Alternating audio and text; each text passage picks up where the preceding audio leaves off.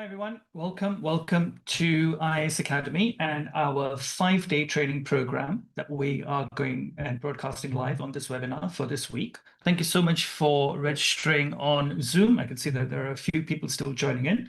So we're going to wait a couple of minutes and then we'll get started. Let everyone join in right now.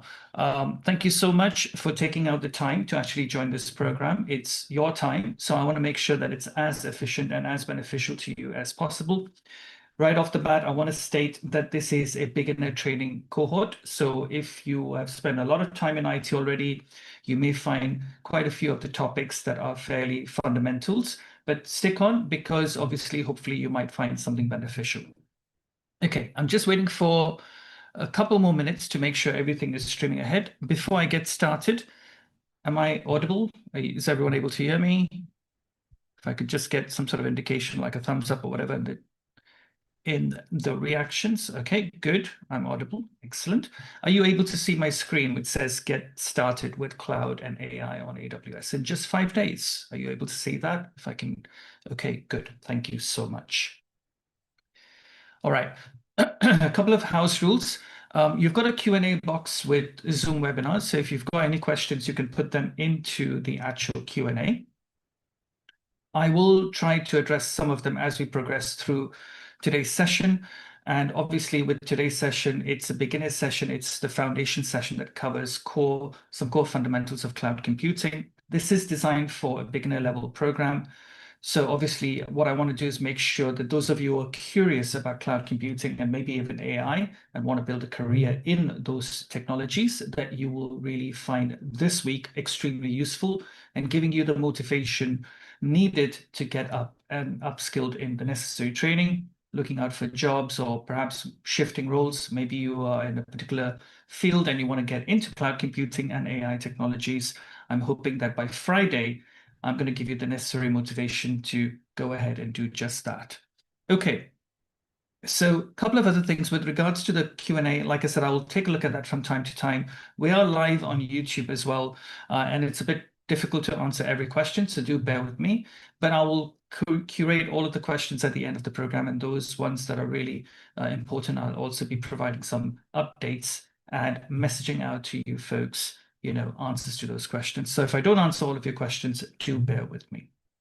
So we're going to run for a maximum of 2 hours. Okay, we might finish a little bit early, which is great, but I want to make sure that we cover some core fundamentals of what we're covering this week. So this program is all about getting started with cloud and AI on AWS. And so in terms of what we're looking at, let us go and just see what we're going to be covering. So a little bit about me first. So my name is Rajesh. I am a senior solutions architect, or was a senior solutions architect for many years. I've been in the IT industry for close enough to 22, 23 years now. And I've worked primarily with a lot of managed service providers. So these are IT companies that serve other clients across different industries.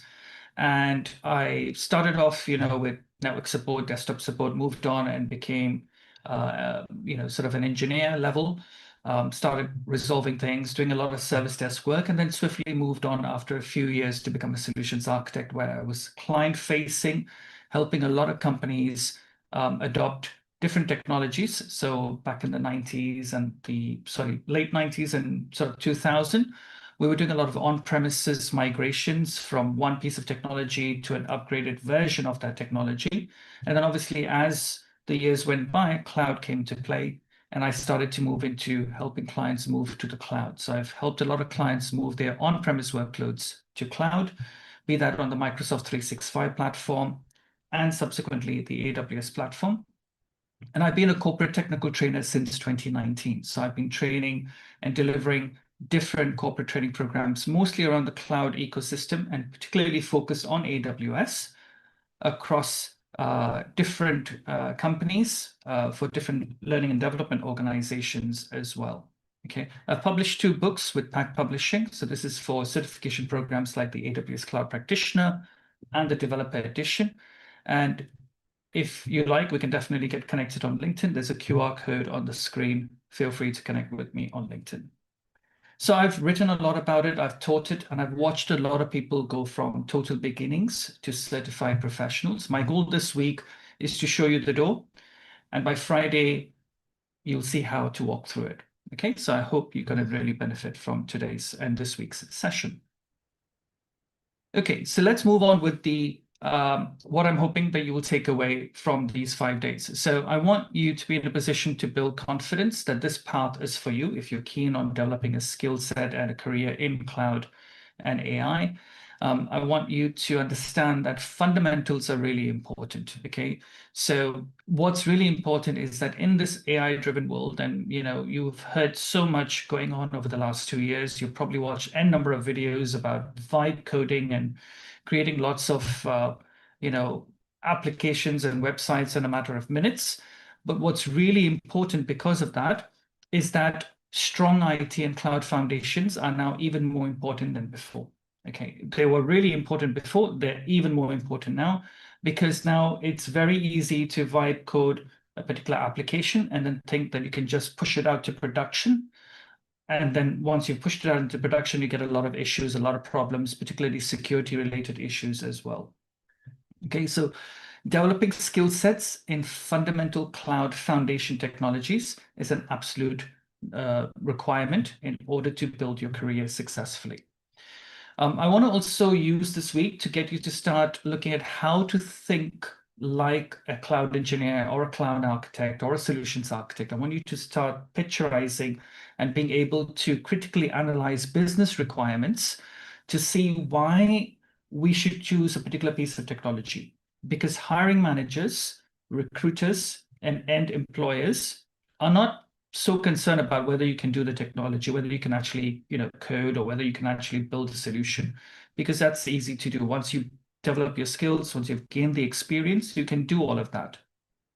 The problem is, why have you chosen a particular piece of technology? Why are you using a particular architecture design pattern? Those are all really important because businesses are concerned about the impact that your solution is having on them, whether it's cost optimized, whether it is secure, whether it's scalable, whether it's reliable, or after a few weeks, is it going to fall over? Those are really the important things for any business that is hiring you today. So how real solutions come together is what you're going to start seeing, hopefully, at least as an intro by Friday.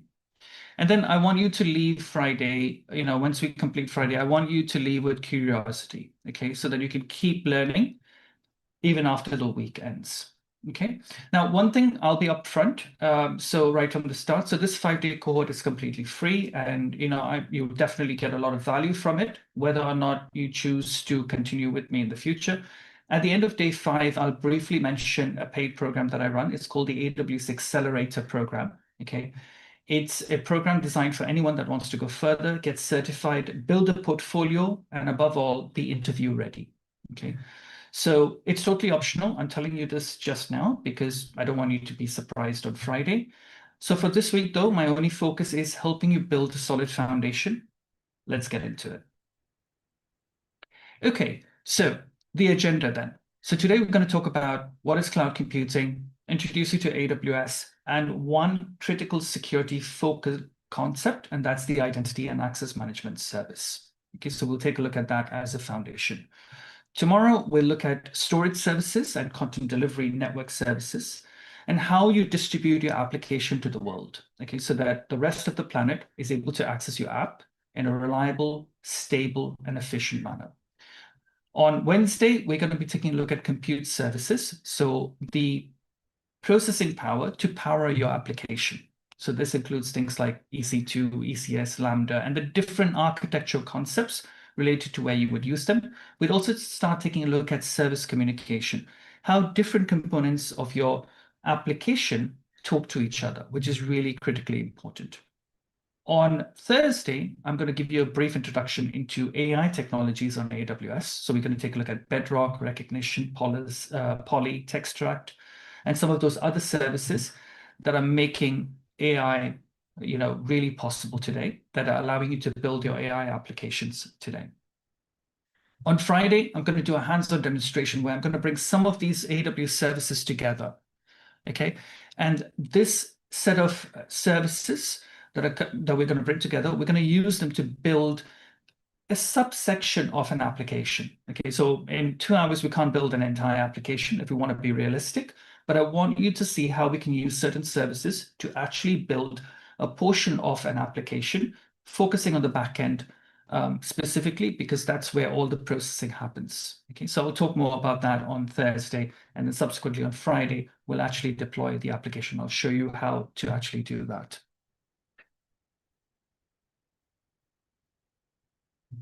Okay, so let's move on then. So just in case you're aware, just to make you aware that we are obviously on Zoom right now, but this is also being live streamed onto YouTube. So if you happen to, something happens with Zoom, you're not able to connect or you get knocked off or whatever, feel free to obviously join us on our live streaming on YouTube. Okay, and I am just going to let you know that obviously that is also available to you in case something happens with your connection. Okay, so we've got both options available to you.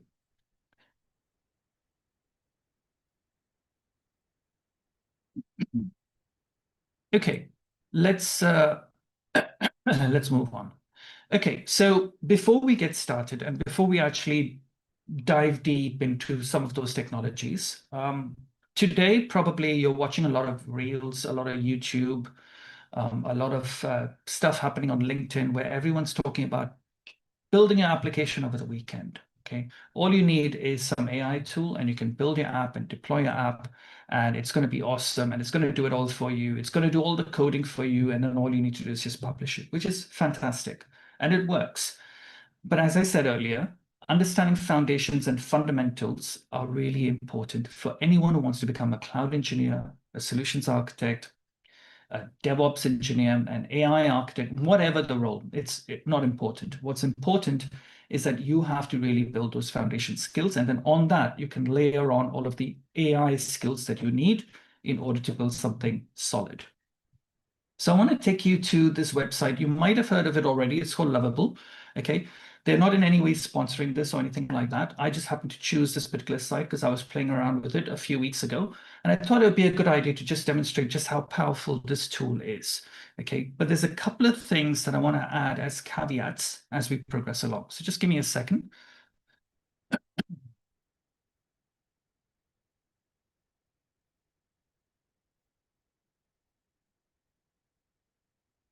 I'm just going to reshare the screen so that we can take a look at Lovable in action.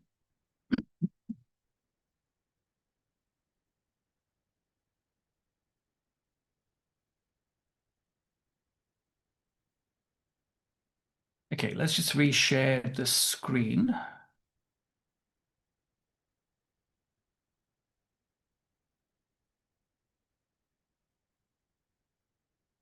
Okay, so this is Lovable. This is an AI tool that helps you build web applications and websites by just providing a prompt. Okay, so it's that easy. Okay,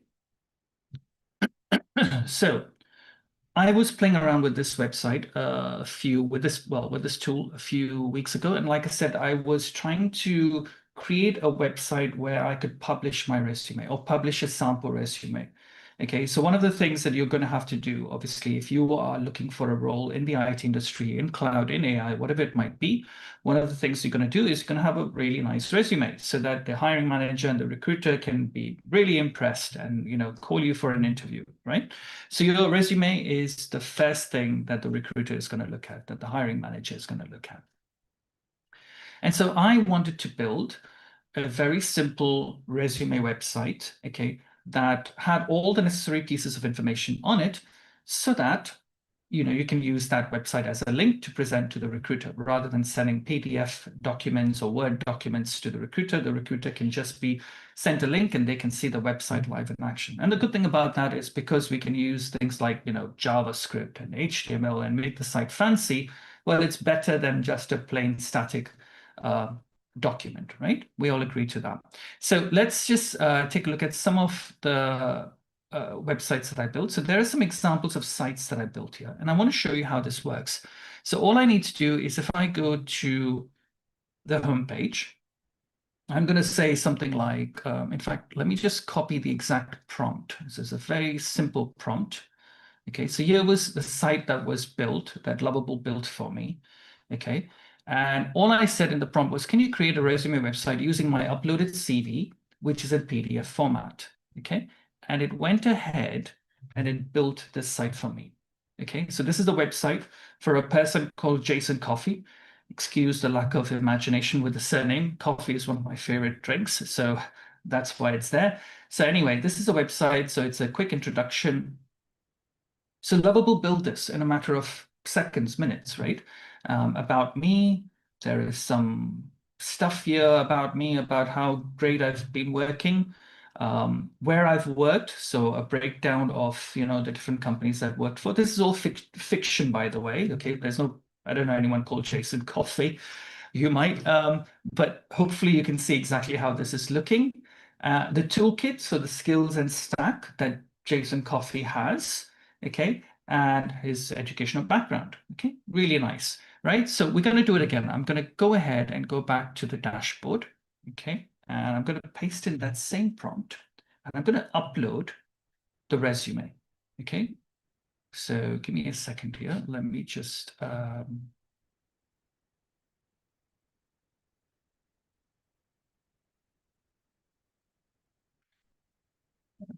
let's find this one and go into project and artifacts. And so this is the resume in PDF format. So I'm just going to upload that. Okay.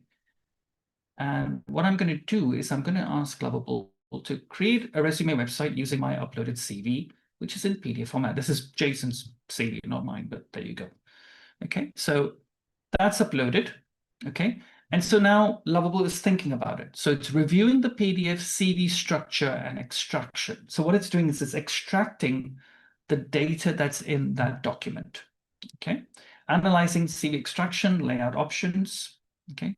Fantastic.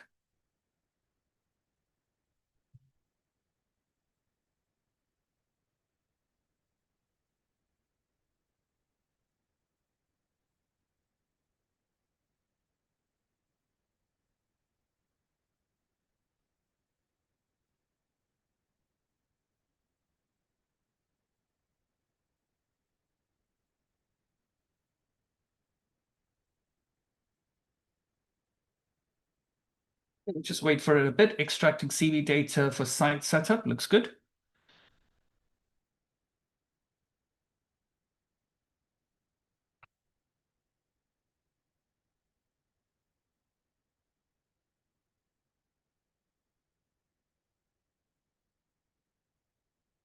Okay.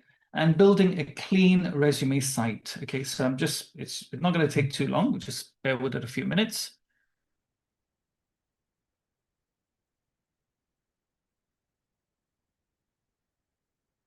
Okay. And aggregating CV data for site setup. Okay. So you can see what's actually happening. It's going to first extract all of the data that's in the PDF. It's then going to do some magic in the background and convert this into a resume website. And it's using various cutting edge technologies, okay, in order to create my web page. Designing your resume site live now, so it's fairly quick. And there you go. It's pretty much done it. So it says, build a clean single page resume site for your CV with sections for summary, achievements, experience, skills, education, and contact. Since your PDF didn't include any name or contact details, I've left placeholder links. Let me know if you need name, email, LinkedIn, GitHub, etc. all added in. So you can see how it's built this really nice website. It's clean, okay? Key achievements, my experience, skills, education. Fantastic. It's even got my LinkedIn link, which is to a fake LinkedIn profile, but there you go. And also placeholders for me to add GitHub and link and email me. Okay, so we've got a site built for you. You didn't need to know any HTML. You don't need to know any JavaScript or any TypeScript or any of that stuff. And it's there ready to go. And then all I need to do is click publish. And I can even add my own domain name to it. And fantastic, it's available. I can share the link with recruiters, hiring managers, etc.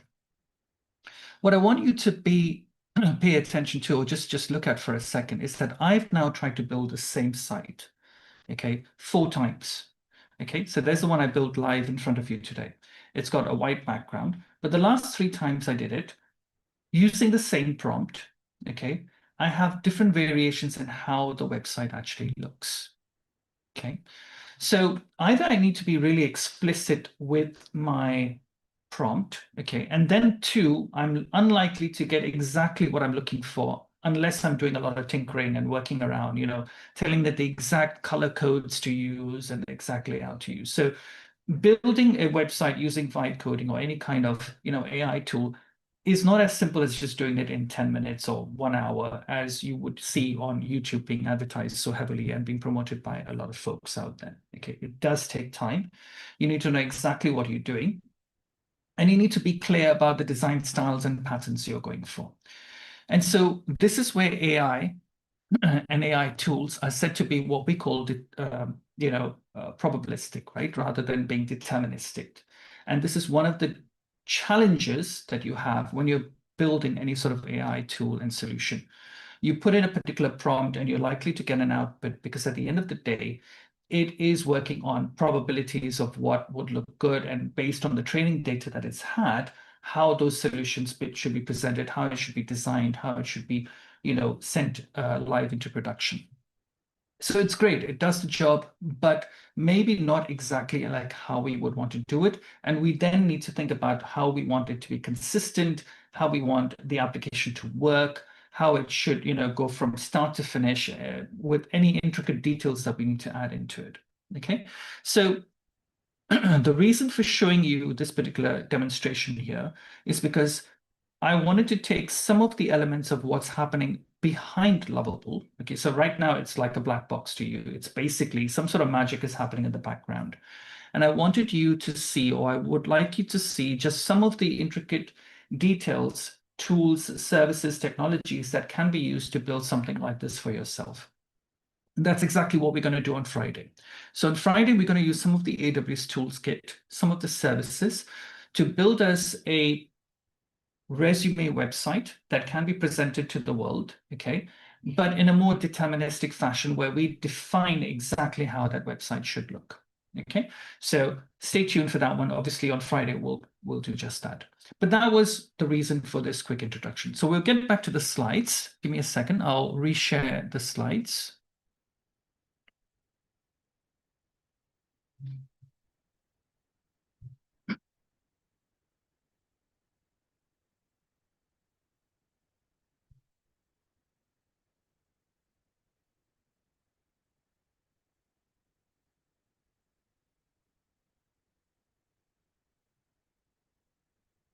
Okay. Okay, so hopefully you can see my slides back. So we'll now move into cloud computing next.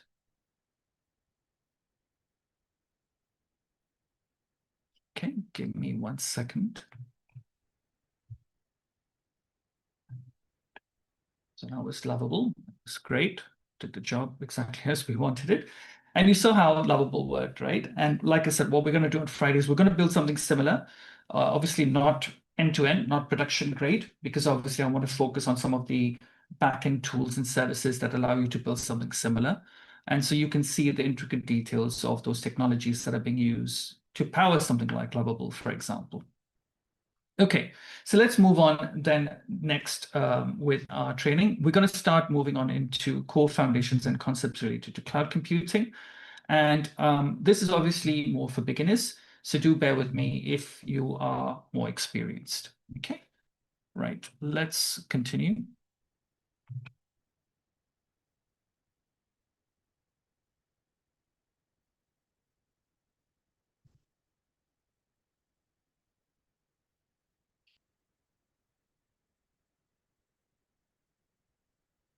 Okay, so what is cloud computing?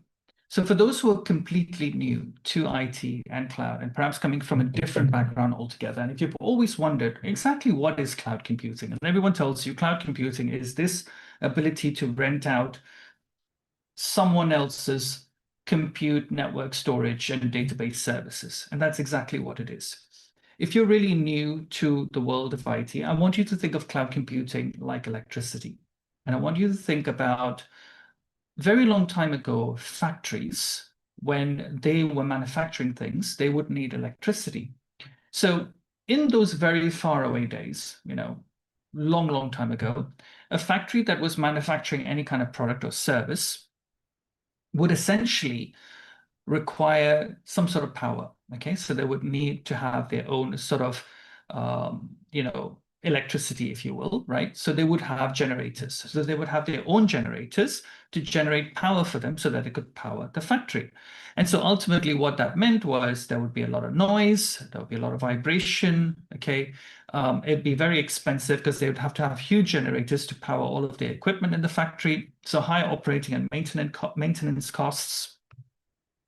You've got obviously risk factors to consider. So fire hazard, fuel handling, breakdown risks. If the generator breaks down, what do? You don't have any more power. You can't obviously manufacture your goods, all that stuff. And then you've got to obviously have your own fuel. So you'll be investing a lot of money buying your own diesel, for instance, or any kind of other fuel that you were using. When the government of a particular country or national organizations or even some private organizations, depending on where you are, collaborated and started to build, power grids, things started to change, right? So now factories and modern factories could just plug into the power grid. Again, this depends from factory to factory. Obviously, you obviously may need some backup power and backup generators, but by and large, factories can now just connect to the power grid and get all the electricity they need to power all of the equipment. So this means less noise, hopefully, maybe not no noise, depending on what they're manufacturing. No risk because there's no fuel, no fire hazard, no breakdown risks. And if there are breakdowns or if there is a power outage, maybe then they've got their backup generators, etc. Lower cost, okay, because of economies of scale. Okay, if you're going to be investing in your own generators, that's going to be more costly overall when it comes to things like maintenance, management, also, depreciation over a period of time, replacing parts, etc. People to come and do the actual repair work, all of that costs money, right? So instead of that, you've shifted all of that into variable costs to the provider, in this case, electricity grid provider. And then you've got no fuel to buy. You don't have to buy your own diesel as well. Okay, so no need to buy, store, and manage fuel, right? So that is really good because now you're avoiding all of the loud, expensive, risky need for own diesel for clean, safe, reliable, and hassle-free. It's taken away that management overhead that you had when you were owning your own generators and giving that responsibility to the provider, to the electricity company, okay, whoever they might be. So it's the same with cloud technology. Before, every company had to have their own data center. When I started working back in 1998, okay, we had our own data center. Depending on which company I was working for, the data center could be a room in the basement with servers and networking equipment and storage equipment, or it could be a big data center co-located somewhere else, and then we're connecting to it over fiber optic cabling or some sort of network cabling that we would have in place, which would be also very expensive. But having your own data center meant that you also had to, buy your own servers, okay? You had to house them in the data center, so you had to pay real estate costs. You had to maintain and patch and replace them when they broke down or, they were end of life. You had to pay whether you used them or not, okay? So you were paying for the equipment, right? So if you ordered 20 servers, even in the middle of the night, if you're not using them, you've still paid for them. So there's capital cost involved that you need to consider. Whereas with cloud computing, because you've outsourced and you're now renting capacity, if you will, from a different provider, you are renting that compute capability from, in this case, AWS or any other cloud provider. You don't have any upfront hardware purchases to make. AWS handles maintenance and security, okay?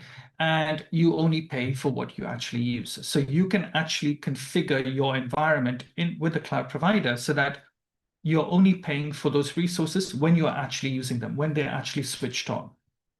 rather than having physical service sitting in the basement or in a data center where you've paid vast amounts of money on, and then obviously you can't recover that. Okay, that's capital expense that's done, and you've had to pay for that.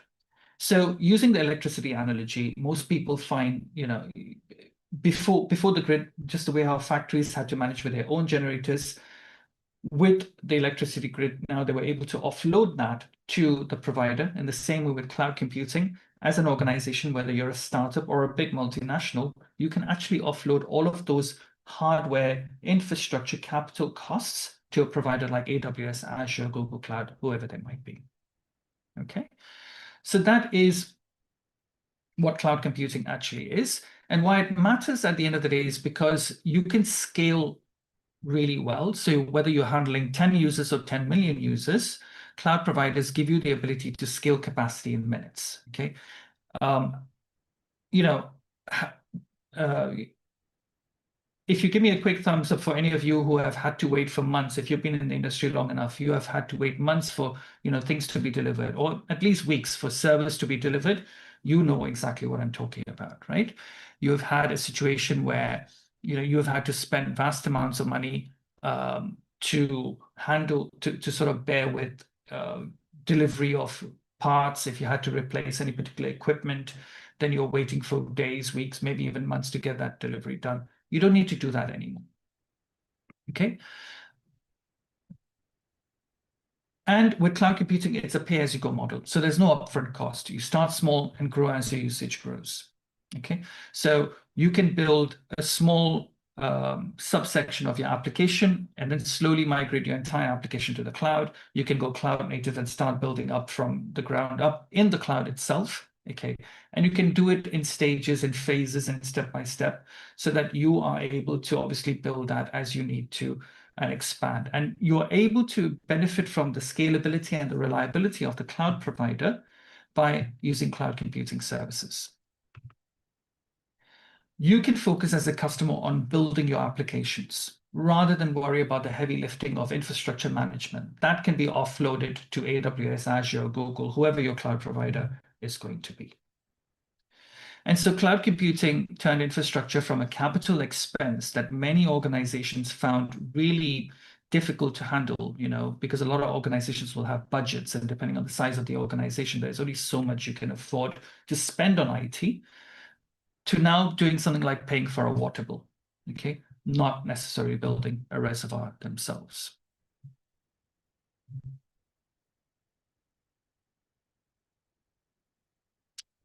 Okay, so let's talk about another aspect of cloud computing. When you are subscribing to a cloud provider, you've got different ways of accessing cloud computing services.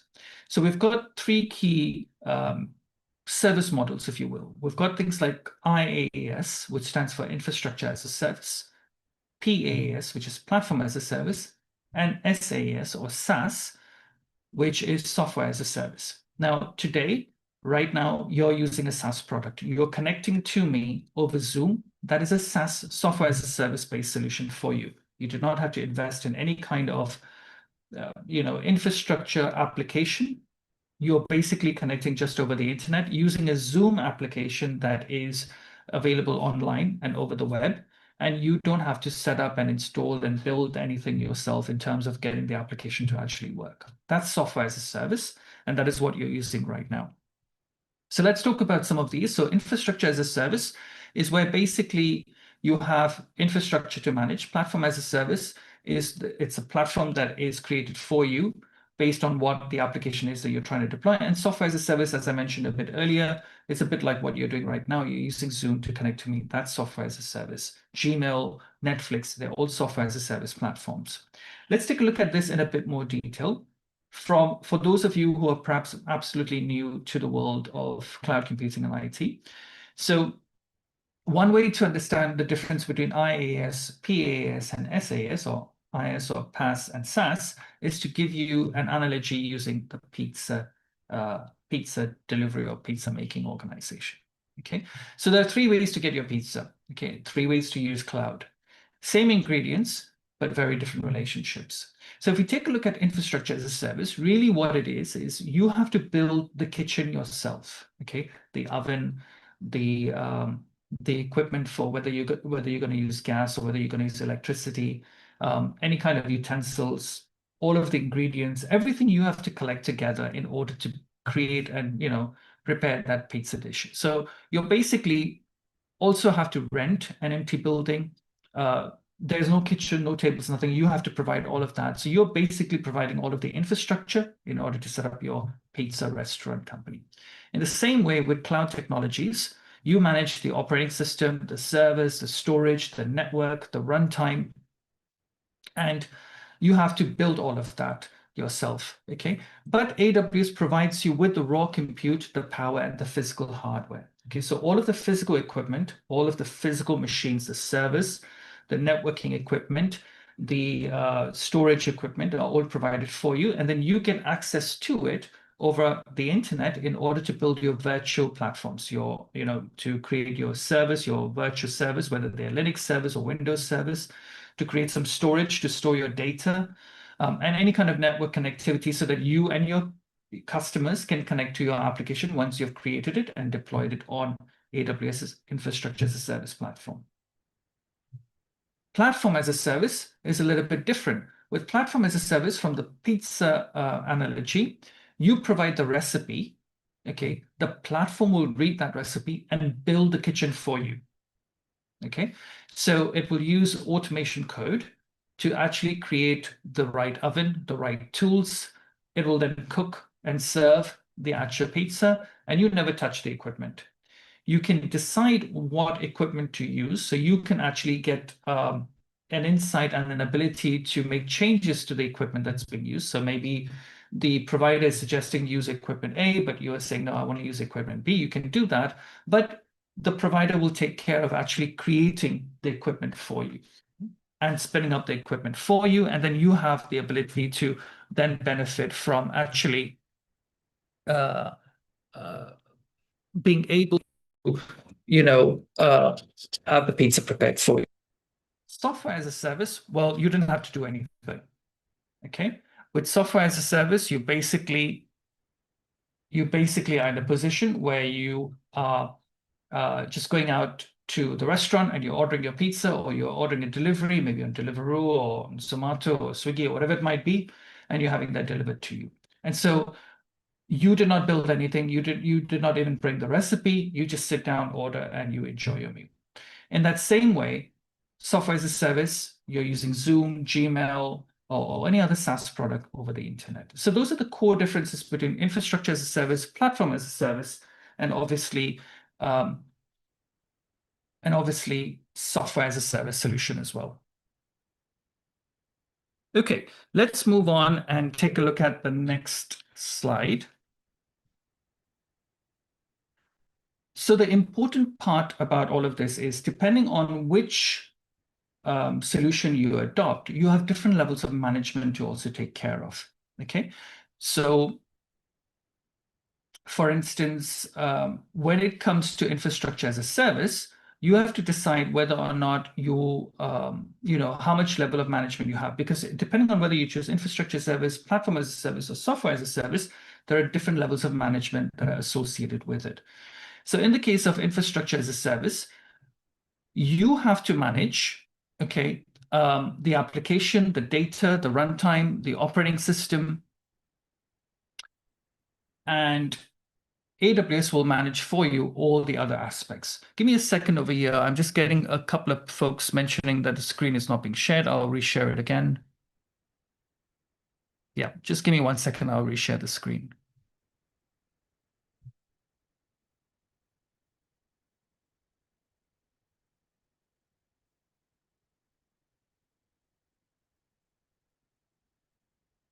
The benefits of live training. Give me 1 second and we'll reshare the screen.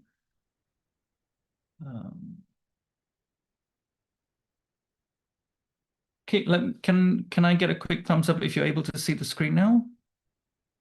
Awesome, thank you so much.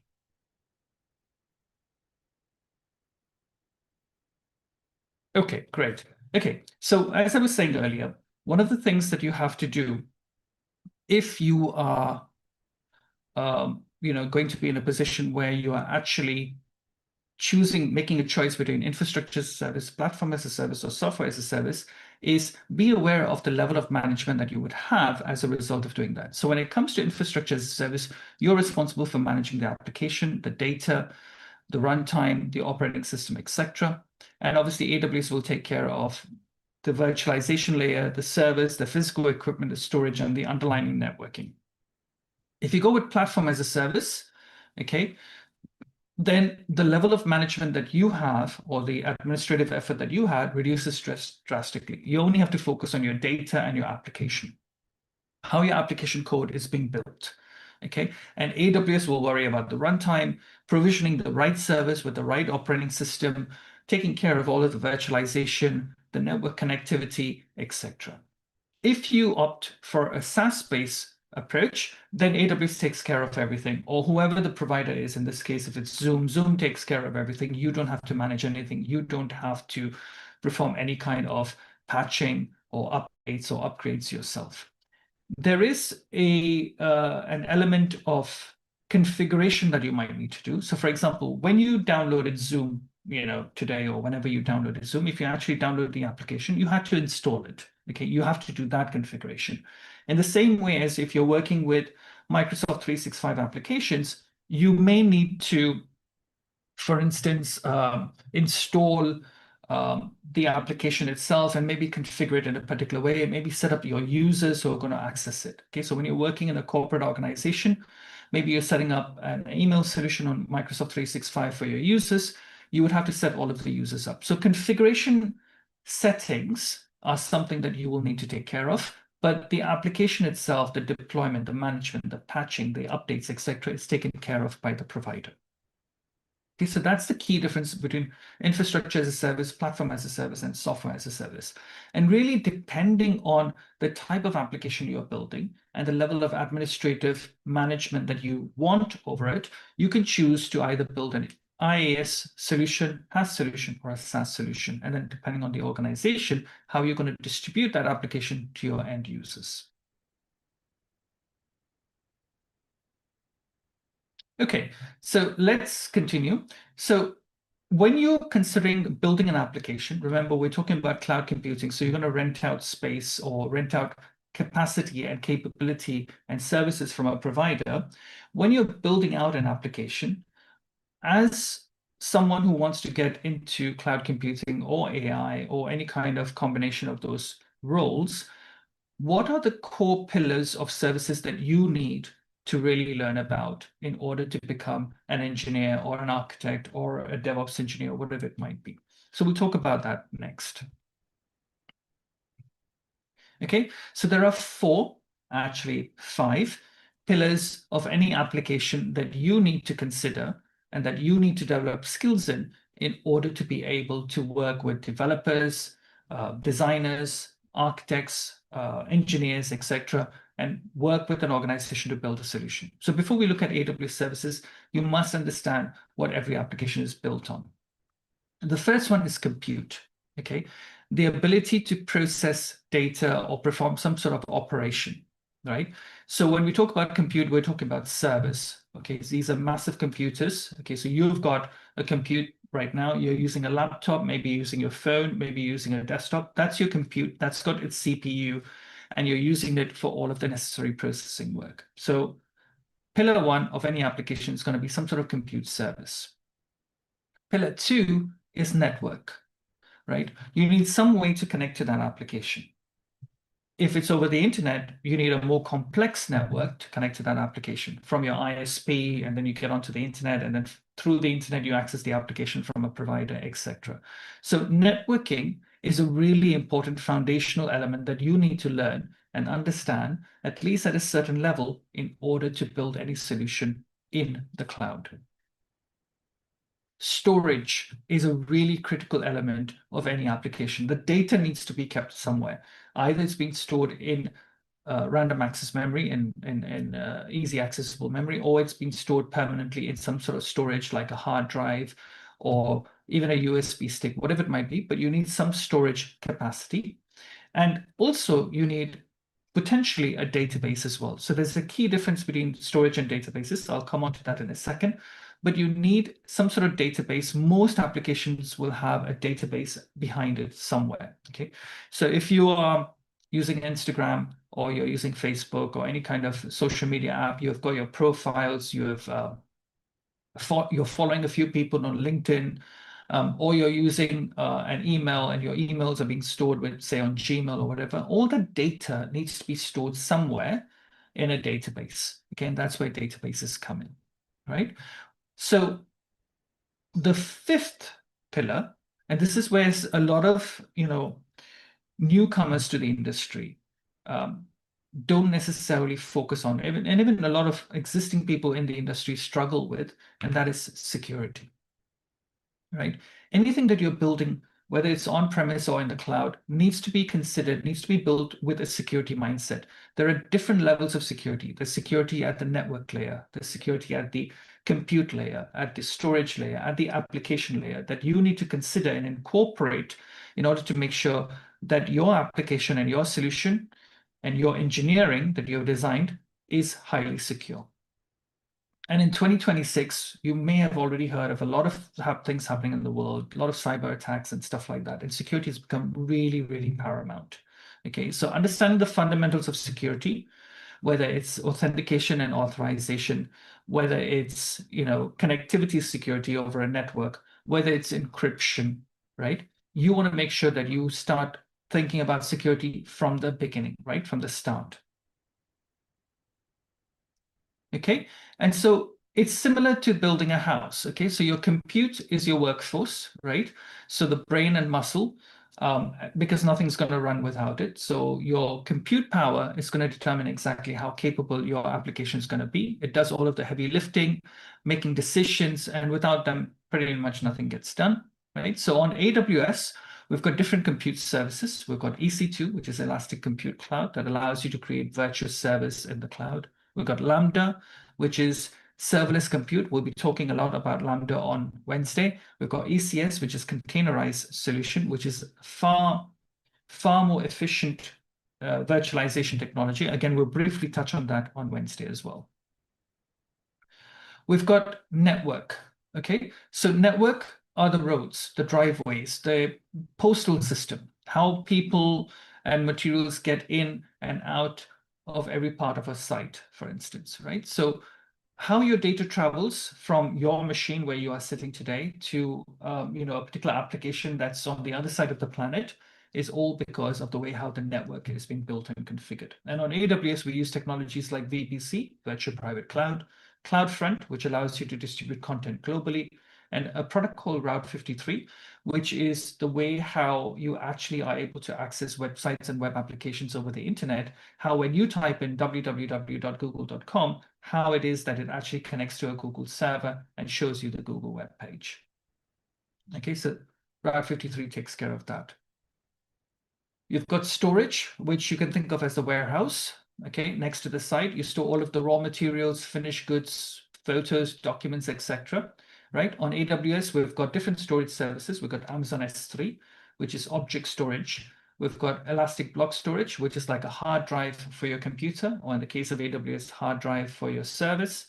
We've got EFS, which is Elastic File System, which is a bit like a NAS service, so a shared storage file system service that you might have previously used. Okay. And then you've got databases, which is the filing cabinet, right? The architecture's filing cabinet, the blueprint, the measurement, the specs, organized and indexed and easily referenceable and retrievable because of that indexing system. Okay, so that's what a database is. That's where you store structured data that you need to query, relate, and research, like accessing records, like accessing student records or accessing employee records for the HR department.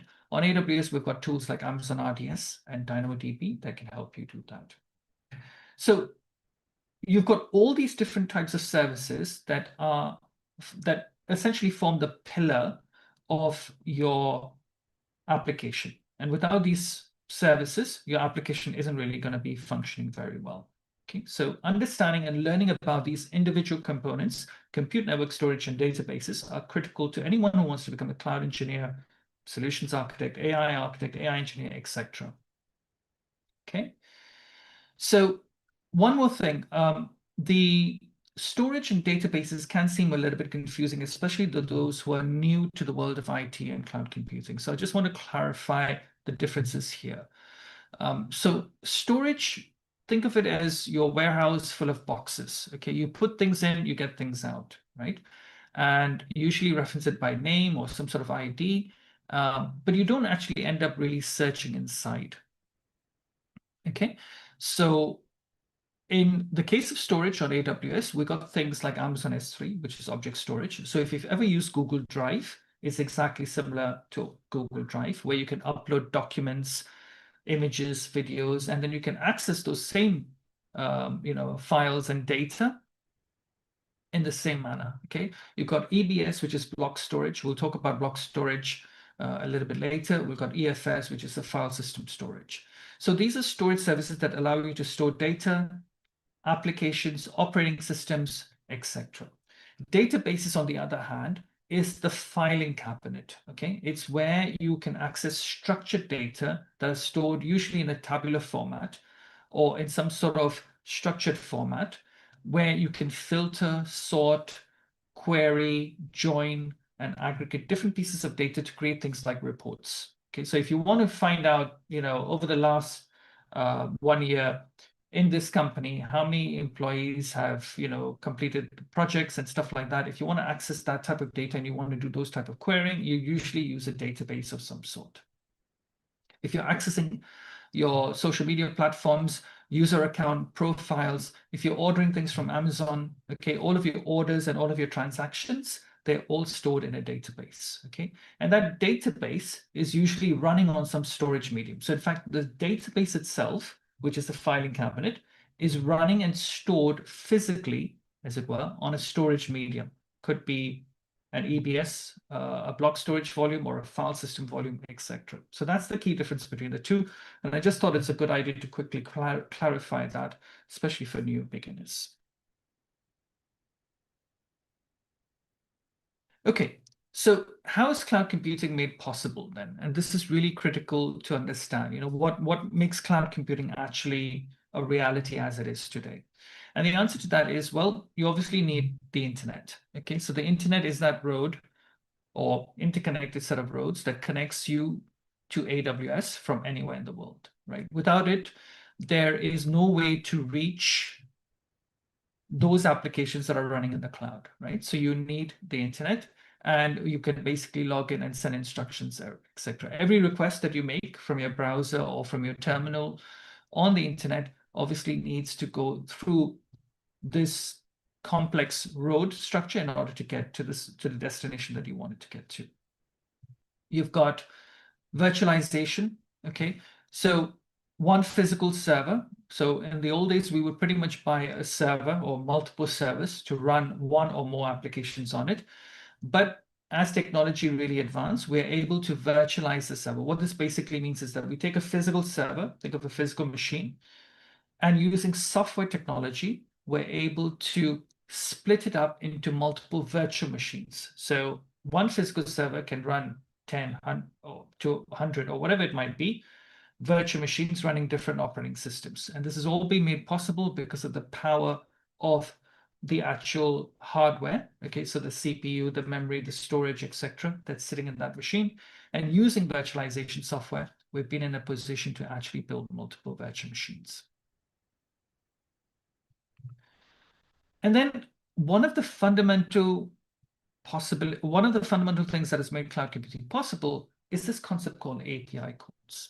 Every action that you take in a cloud provider platform like AWS is an instruction that you're sending via API. API stands for Application Programming Interface. You can think of it as just a gateway to send instructions to a particular service.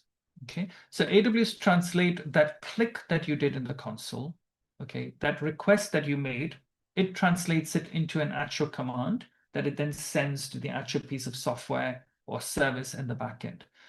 And this is how developers automate infrastructure.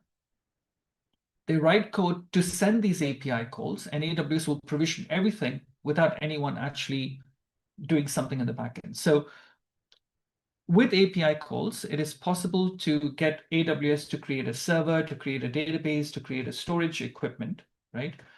And someone in the background isn't doing it for you. It's not like you've got engineers at AWS. I want to spin up a server running a Windows operating system. Some engineer in the background isn't doing that for you. It's all being happening automatically using software. Okay, and API calls allow you to achieve that. So it would be a good idea to understand API calls a little bit better, especially for those of you who might be new to IT and cloud computing altogether. So let's take a look at exactly how API calls work. I'm going to use an analogy of a restaurant. Okay, so let's say you go to a restaurant, you browse the menu, right? You're looking at all the different dishes that are there, the starters, the mains, the desserts, etc. And you then go ahead and choose your order. And usually there's going to be a waiter. So you're going to tell the waiter what you want to order. What's your starter? What's your main? What's your dessert? Right? The waiter is then going to take your request and take it back to the kitchen. And the chef and this, the helpers and all of the other various chefs that are there, the sous chef, etc., are going to build and prepare the dish for you. And then the waiter is going to bring it back to you and serve it at your table. So the dish is served back to you. So the waiter is the one that's translating your request and giving it to the chef to actually prepare the dish. In the same way, with cloud computing, you may be the developer, you may be using the web management console, you will instruct AWS to do certain things based on the mouse clicks that you do or the commands that you send through the command line interface, having browsed the AWS docs and knowing what commands to issue. And then AWS REST API will receive and validate and route those requests to a backend service, okay? And the service will then know exactly what to do. So then it will provision your server, your storage, your Lambda, create your environment for you, and then your resources are ready in seconds for you to access and consume. Okay, so it works exactly the same way, right?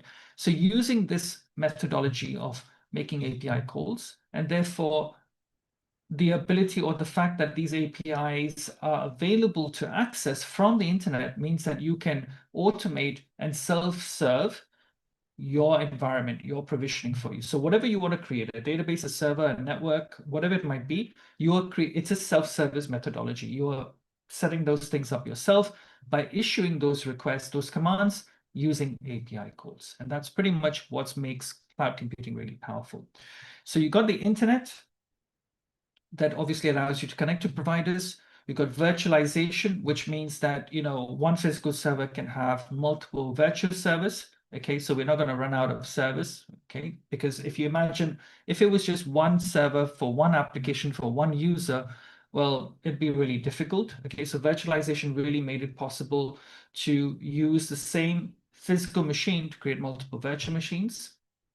But then API calls is what turned the table and actually made cloud computing really, really feasible and possible in today's day as we know it. Okay. So every click in the AWS Management Console is an API call, okay? And REST API is that waiter that carries out every instruction to the right service. Okay, so we've kind of like looked at what cloud computing is overall. What I want to do next is actually start introducing you to the AWS global infrastructure, and particularly looking at what makes AWS so powerful. Now, AWS is one of the leading cloud providers out there. In fact, it is the leading cloud provider. And after it, it's Microsoft and Google and so on. Okay. And the AWS ecosystem comprises of its core infrastructure that's spread across the globe. So I've got a little short video. Hopefully that will work. When you're working on a global scale, you need an infrastructure you can rely on. That's why millions of customers choose AWS. AWS is built. Give me 1 second. Let me just reshare the screen. Bear with me, I'll reshare the screen.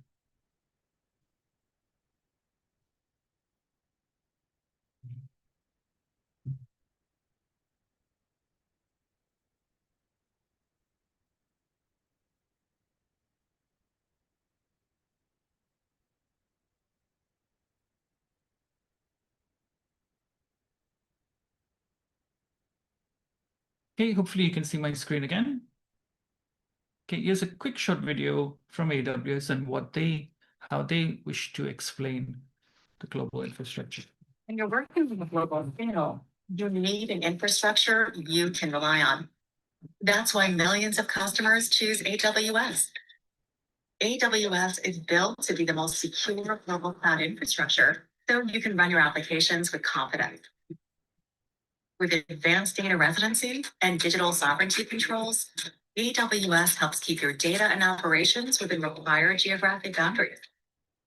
Using more than 9 million kilometers of fiber optic cabling, AWS's global network provides faster data transfer, lower latency, and increased performance for all your applications. AWS has the largest and most extensive global footprint. Each AWS region has a minimum of 3 availability zones for maximum resilience. AWS data centers are designed and built with the future in mind, so you can constantly innovate and deliver for your customers. With flexible infrastructure choices, you can run your applications wherever you need. Pick any AWS region to run your workloads. Take advantage of Amazon CloudFront to securely deliver your content. Use AWS local zones for low latency applications. Leverage an AWS dedicated local zone, a custom infrastructure to meet your digital sovereignty needs. Or deploy AWS Outposts to run AWS infrastructure and services on premises. Accelerate your next generation innovation with AWS Global Infrastructure. Okay, so that was a quick video on the AWS global infrastructure. I want to dive deep a little bit into the core components of the global infrastructure, because I think knowing that and understanding how the infrastructure is divided is going to help you understand and appreciate how you would go about building your solutions in the cloud. So let me just share my screen again.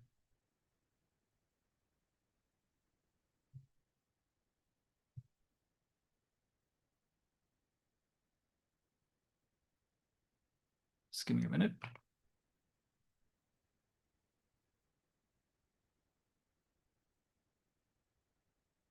Okay, so let me know if you can see my screen again, please. Thank you. Okay.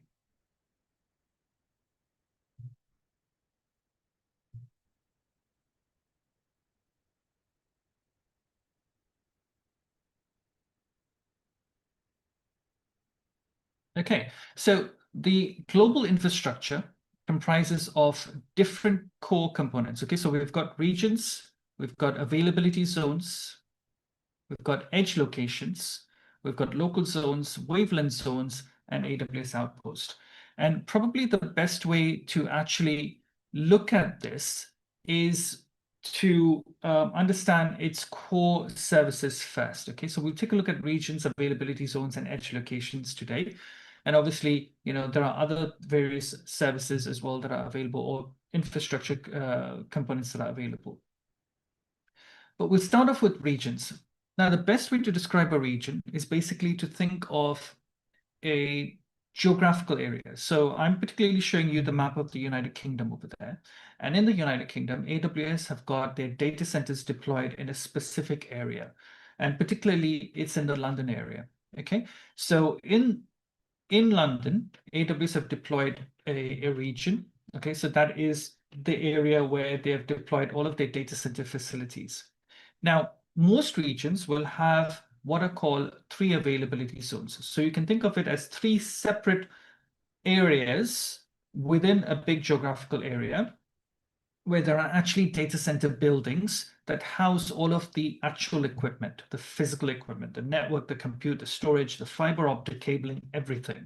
Okay, and that's a critical part of the infrastructure. So across the globe, AWS have got different regions. They've got 6 different regions, 5 or 6 different regions in the US. They've got lots in Europe. In India, they've got 2 regions, for instance. They've got in Mumbai and in Hyderabad. In Australia, they've got a region in Sydney, okay, and so on and so forth. So you've got different regions, and within that region, there are specific areas where there are actually data center buildings available that AWS hosts all of their equipment in. And so these individual areas are what we call availability zones. So you've got regions, and within regions, you've got availability zones. Now, an availability zone is basically a collection of 1 or more data center facilities. And most regions have 3 availability zones. Some have, there's one that has 6, which is North Virginia in the US, but mostly they all have 3 availability zones. In addition to that, each availability zone is a minimum of 100 kilometers or 60 miles apart from each other.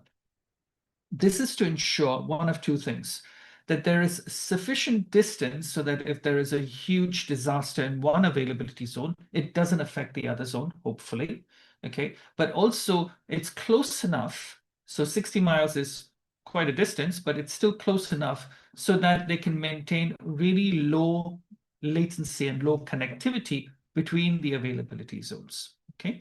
Because physical distance can actually impact the way how your application performs, right? Sometimes you have accessed an application that's on the other side of the planet, try to download a video or an application from somewhere, and maybe it's taken a few extra seconds, okay, or maybe a minute or so. That's because of latency. That's because of network distance, physical distance.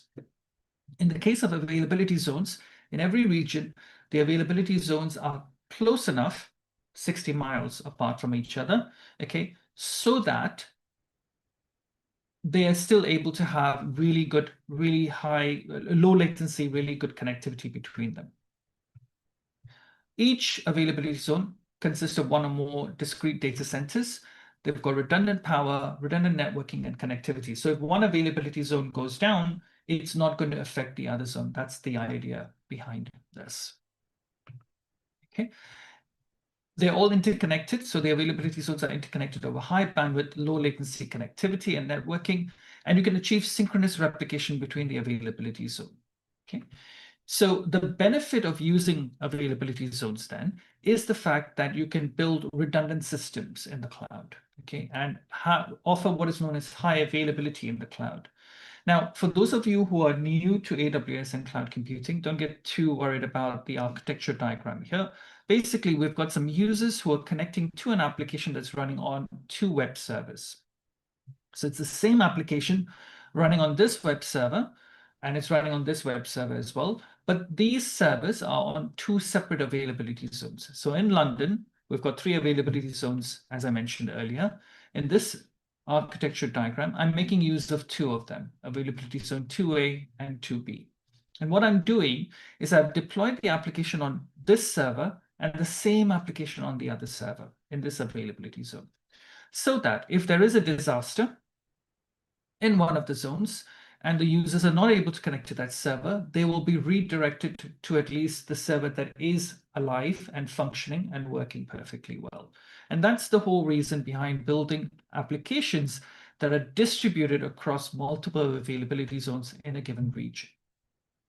Okay, so the concept of regions and availability zone is to give you that ability to build resilience and high availability across your application, so that if there is a natural disaster, if there is an outage in one specific area of your application, you know, one specific set of resources, it doesn't affect the other resources in the other availability zone. And your customers hopefully will never see a page cannot be found or website is down error message. That's the whole idea behind this.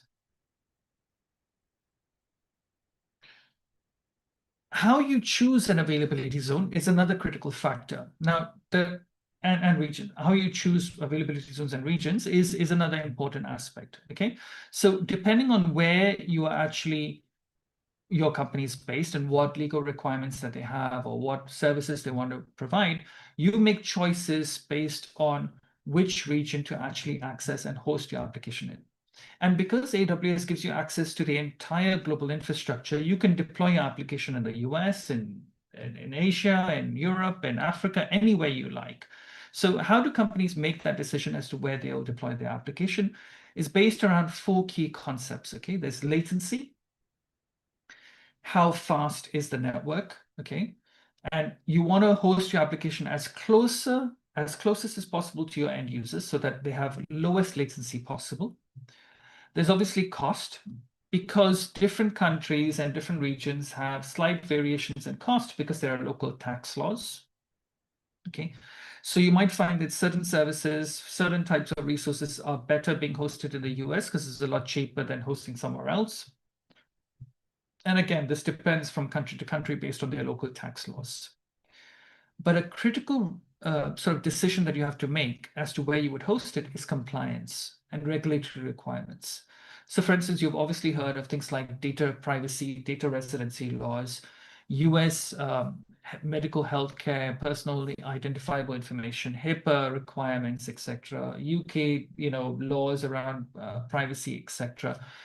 If those apply to you as an organization, then naturally you're going to make a decision about where you host your application based on ensuring that you can fulfill the compliance requirements.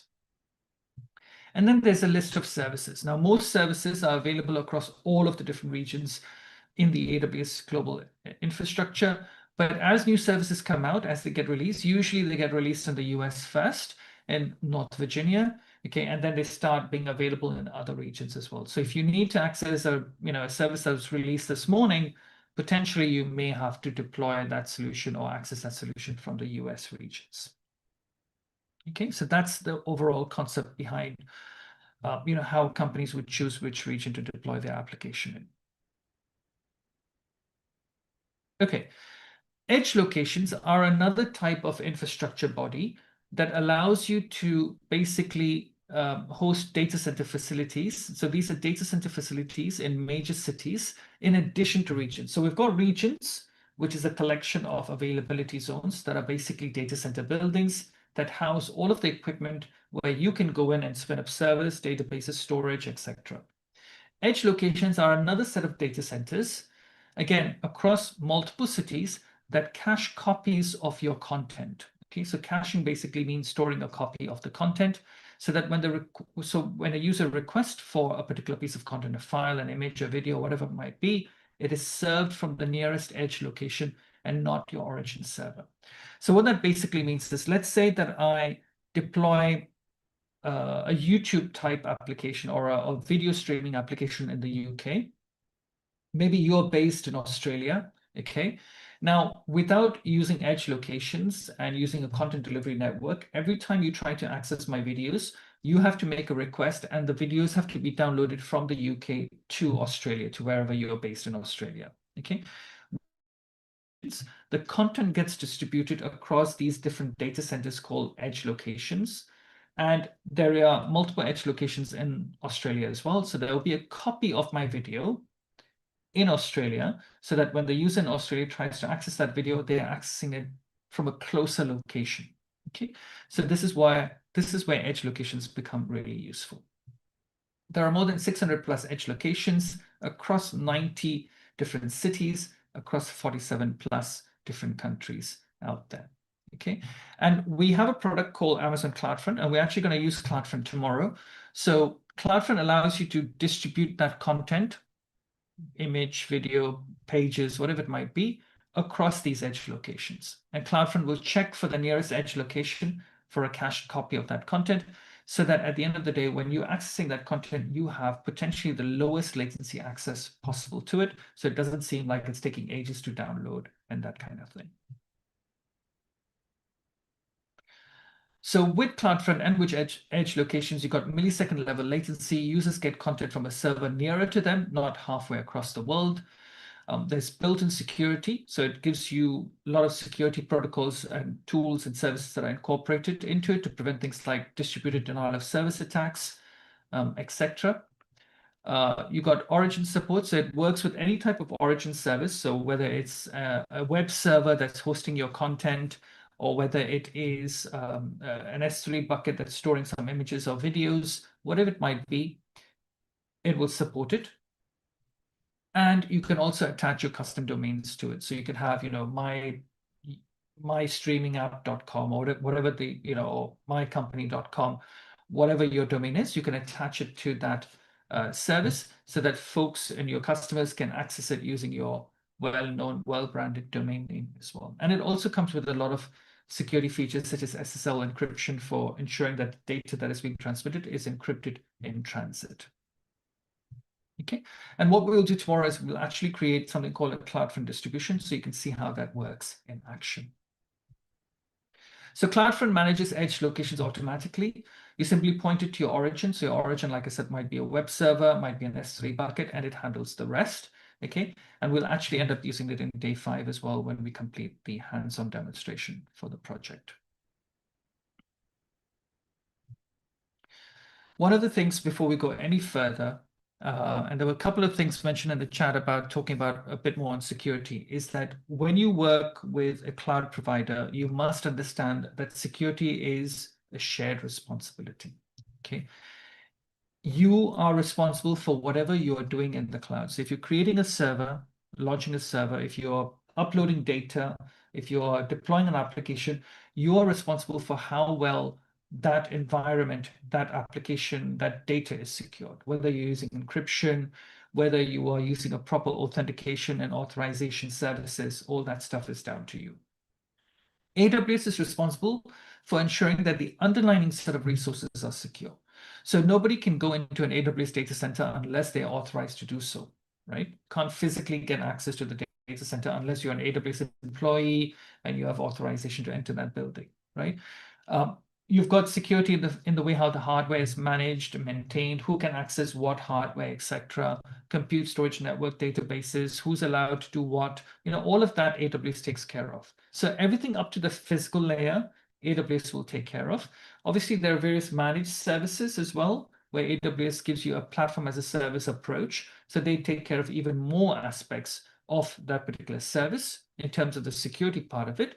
However, anything that you are doing in the cloud, if you're storing, your files, your images, whatever it might be, if you are creating an application that you're allowing other users to be able to log into and access, you're responsible for how you design the security for that. And so understanding security is of absolute paramount importance if you want to become a cloud engineer, a solutions architect, an AI engineer, whatever it might be.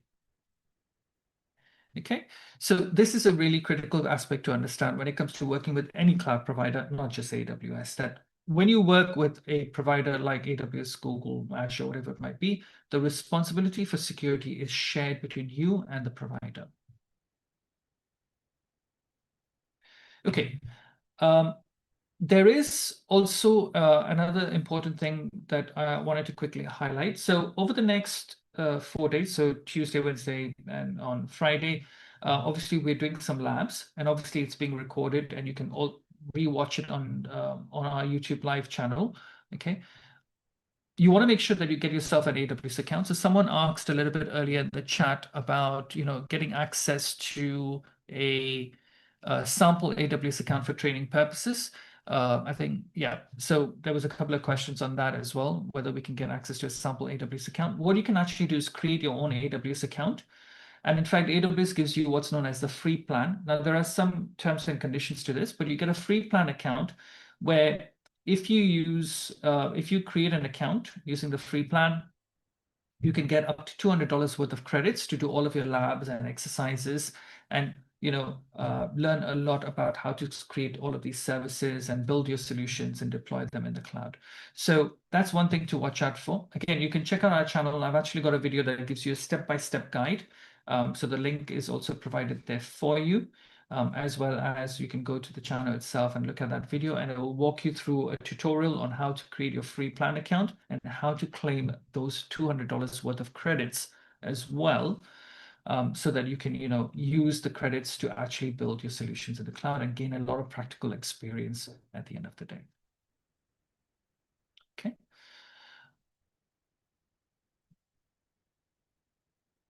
Okay, great. Let's move on. And what we're going to do next is, for the rest of today's session, I want to move on and revisit and start talking about one of the core fundamental security aspects of working with cloud computing services, and particularly with AWS, and that is to talk about a service called Identity and Access Management. Before you actually start creating any service, before you actually start deploying your application, you need to actually access the platform. And how you access the platform, who you allow access to, okay, is critically important as an engineer, as an architect, as someone who is working with cloud computing services. So just give me a second over here. I'm just going to stop the sharing for 1 minute, and then we'll continue again. Okay, I'm just going to reshare.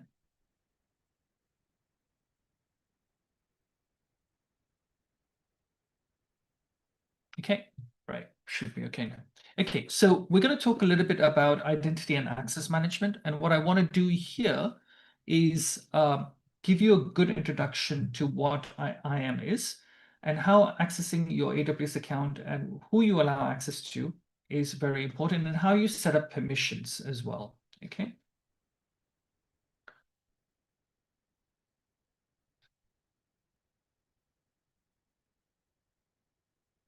Okay, before we go any further, I'll just pick up one more question.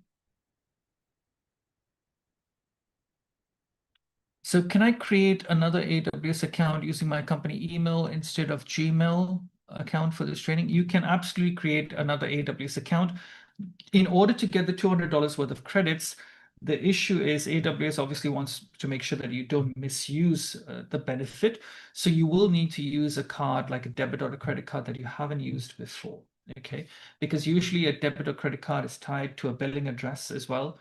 But if you use a different card, if you've not used it before, then you will definitely get your credit.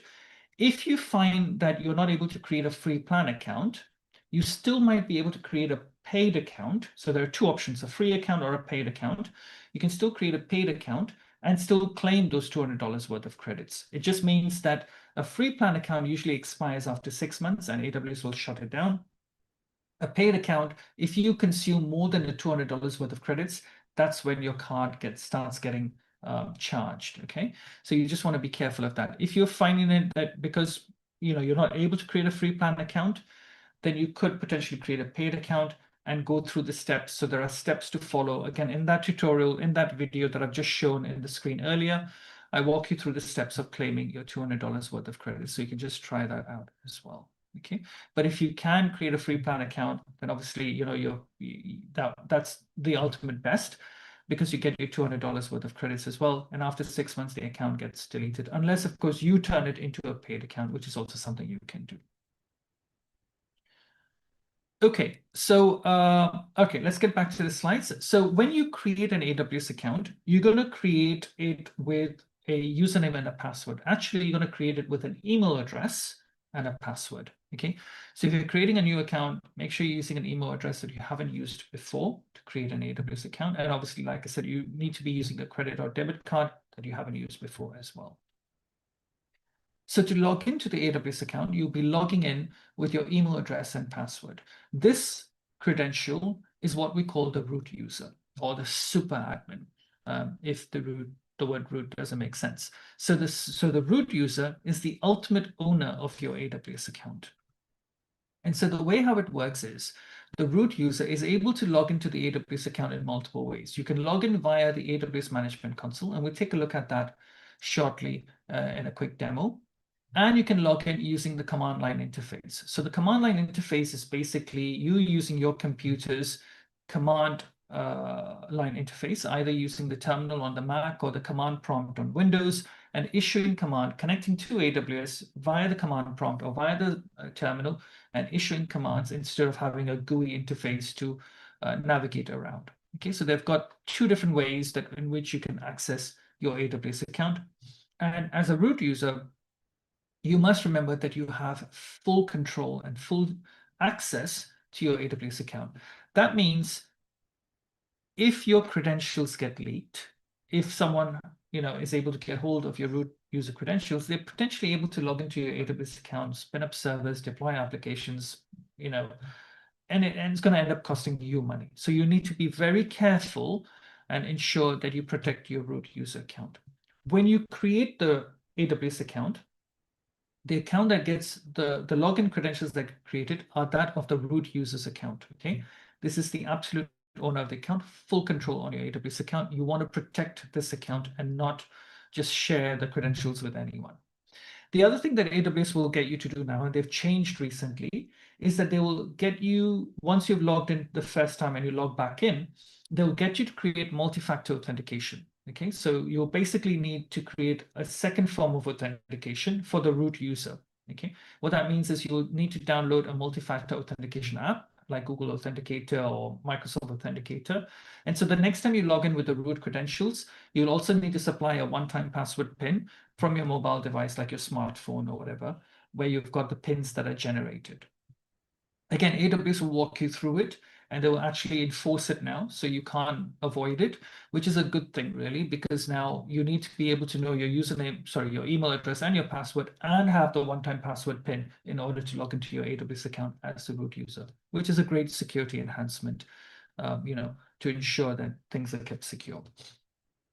Okay, so when you log into the AWS account, you will log in with credentials and the one-time password PIN, especially when the web console. And then you've got access to all of the different services on the AWS platform. And like I said earlier, you can also log in using the command line interface. You need to create a different set of credentials for this. This is called the access keys. Basically, they're long keys. Okay, it's called an access key ID and a secret access key, similar to your username and password. But these are also, but this method, access key method, is used to log in when you're using the command line interface or the command prompt. Okay, and then you've obviously got access to your AWS account. In terms of best practice, my strong recommendation, and AWS recommends this as well, try not to use the access keys for the root user. Okay, because when you use the access keys to log in as a root user using the command prompt or the command line interface, those access keys are stored in plain text on your computer. And if you lose your computer, someone steals it or whatever, well, they've got access to your access keys, and you don't want that happening. So the root user really is a very sensitive, really important, really critical account that you want to protect at all cost. And there are certain actions which only the root user can perform, like changing account settings, restoring IAM. I'll come on to that in a second. Permissions, closing the account if you've decided you've had enough of AWS and you want to move to Azure, and you want to close AWS down. Well, only the root user can do that. Not that I'm suggesting you should do that. Activate IAM billing for billing and cost management, signing up to the GovCloud account if you're in the US, registering as a seller on the Reserve Instance Marketplace. So there are applications and tools that you can create on AWS that you can sell on the Reserve Instance Marketplace. Configuring S3 bucket to enable MFA, that's another service that only the root user can do. So there are certain services or certain actions that only the root user can do. And probably that's where you would need to log in as a root user in order to carry out those actions. Okay.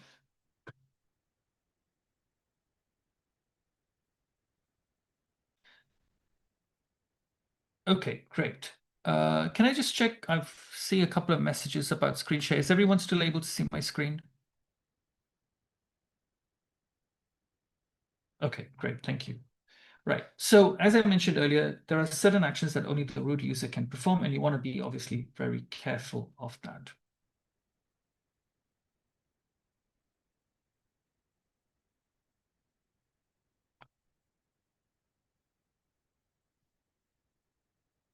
Okay, so in addition to the root user account, you can also create what are called IAM user accounts. These are IAM, which is Identity and Access Management user accounts. Think of IAM users as user accounts that you create for your colleagues in the organization. Okay, so you would create one for yourself as well, because remember, you don't want to be logging in as a root user on a day-to-day basis. Ideally, you want to create an IAM user account for your normal day-to-day operations. And you can create up to 5,000 IAM user accounts. So for large organizations that have got so many employees that are working in IT on the AWS platform, each will need their own IAM user account. What it means is that everyone's login and actions can be tracked and monitored on the AWS platform as well. So you don't want to be sharing accounts with your colleagues. Okay, that's all part of ensuring good security posture. So With IAM, things work a bit differently. Okay, so with IAM, you can actually create multiple AWS accounts, multiple IAM user accounts. And the reason why you would do that is because you've got so many different services on AWS. You've got compute, databases, storage, network, different SaaS-based products, and so on. Not everyone is going to need access to every service. Okay, you're going to have some who are developers, some who are server administrators, some who are network specialists, some who are database gurus. Well, you want to make sure that you apply what is known as the principle of least privilege and grant each user or each group of users access to only certain services that they need to get their job done, to carry out their function. And so when you're creating IAM user accounts for your colleagues, you want to make sure that you give them only the necessary permissions to access the resources and the services that are part of their job role. Okay, so that is a critical, important part, and the reason why we create IAM user accounts as well. Otherwise, you might as well just share the root user with everyone, right? And that's really bad security posture. So let's talk about creating an IAM user for a colleague of ours called Alice.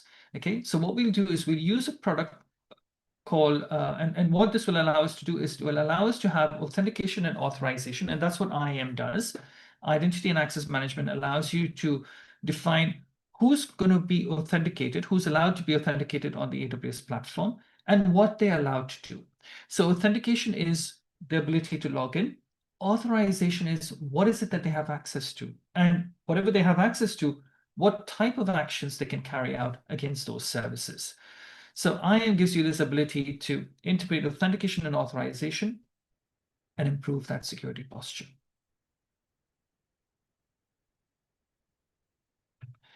So we use a service called Identity and Access Management, and there are a couple of other variations of this service, but the main Identity and Access Management service allows you to create user accounts for your colleagues. In this case, IAM user account for Alice. Now, Alice will need permissions. So in addition to creating a user account for her, you'll also create what's known as an IAM policy. The IAM policy can be attached directly to Alice, the user account, or to a group that she's a member of. We'll talk about groups in a minute. And in that policy, we'll define what Alice can do. So here I'm saying Alice can access EC2 and she can access S3. So when you create the user, you create a policy, you attach the policy to the user, and then with that policy, she can log in with her credentials, username and password. So in the case of IAM users, we don't use email addresses. We actually create usernames and a password, or access keys if you want to use the command line interface and command prompt. And then once she logs in, because of these permissions, she's able to log in as Alice, consume the permission and access, in this case, Amazon S3 and Amazon EC2. And again, these permissions in this particular instance is giving her access to everything on EC2 and everything on S3, but you can actually break it down so that you only allow specific actions in those services. Like for instance, the ability to create servers, but not terminate them. Okay, so that might require some elevated privileges. So someone else might be responsible for terminating servers that are no longer in use. Okay, so that kind of approach that you can have. You can have granular level of permissions to ensure that a specific individual can access a specific service, but only carry out specific actions. And again, the whole idea behind it is that you're increasing security posture by applying what we call in the industry as the principle of least privilege. You can have groups. So you can have multiple users, right? And multiple colleagues. Different colleagues are working in different departments, developer department, all the developers, all the testers, all the server administrators. So what you can do instead is you can create groups, add users to your groups. Okay, so here we have the developers group, apply a set of permission just to the group itself, and then whatever permission has been applied to the group is inherited by the group members. And then those group members can go ahead and access those services. So in this case, we might apply the permission to access the database and create databases, and our developers can launch some databases. Another area that you might want to consider or look at, or another part of the identity and access management toolkit, is the ability to create an IAM role. Now we've got groups, and within the groups we have users, and a user account is specifically designated to one specific user. So in this case, we've got a user account for Alice. Alice can use that user account, but we also have the ability to create IAM roles. So IAM roles is like a user account, but it's independent of any specific user. Okay, it can be assumed by any entity. So in this case, the entity might be an actual physical person, or it could be maybe an application. And with the permissions that are attached to the role, that entity can then carry out whatever that permission grants access to. Okay, so an IAM role grants temporary credentials to grant access to services and resources based on those predefined policies. So for example, let's say we create an IAM role and we need a particular application. Okay, so for instance, let's say that we have an application running on one of our servers. So we've got an application running on this server, right? And that application needs to access some data stored in this bucket. With IAM roles, you can make sure that you allow or you grant permissions for the application running on this server to be able to access the S3 bucket that stores the data. So in other words, you take and you create the IAM role, you attach a policy to it. The policy defines exactly what the role grants in terms of a set of permissions, and then you attach the role to the server that's hosting the application. Okay. And then when the application needs access to the actual bucket with the data in it, it can go ahead and access the bucket. It can upload the log files, download the log files, access images, or whatever it is that the application is doing with that data. It is then being granted the ability to carry out that action thanks to the IAM role. So if you have an application on one resource of one service that needs to access another resource of a different service, there again, you must grant the ability for authentication and authorization to take place. And that's where IAM roles become very handy. Okay. Another area where you would use IAM role is, for instance, let's say that you are now granting permission to, in this case, Lambda function. Okay, so you can choose different services. Obviously, all of the different permissions that you're granting are defined in the policy itself. And the policy is attached to the role, and the role is attached to the entity that needs to consume those permissions to carry out their workload, their task.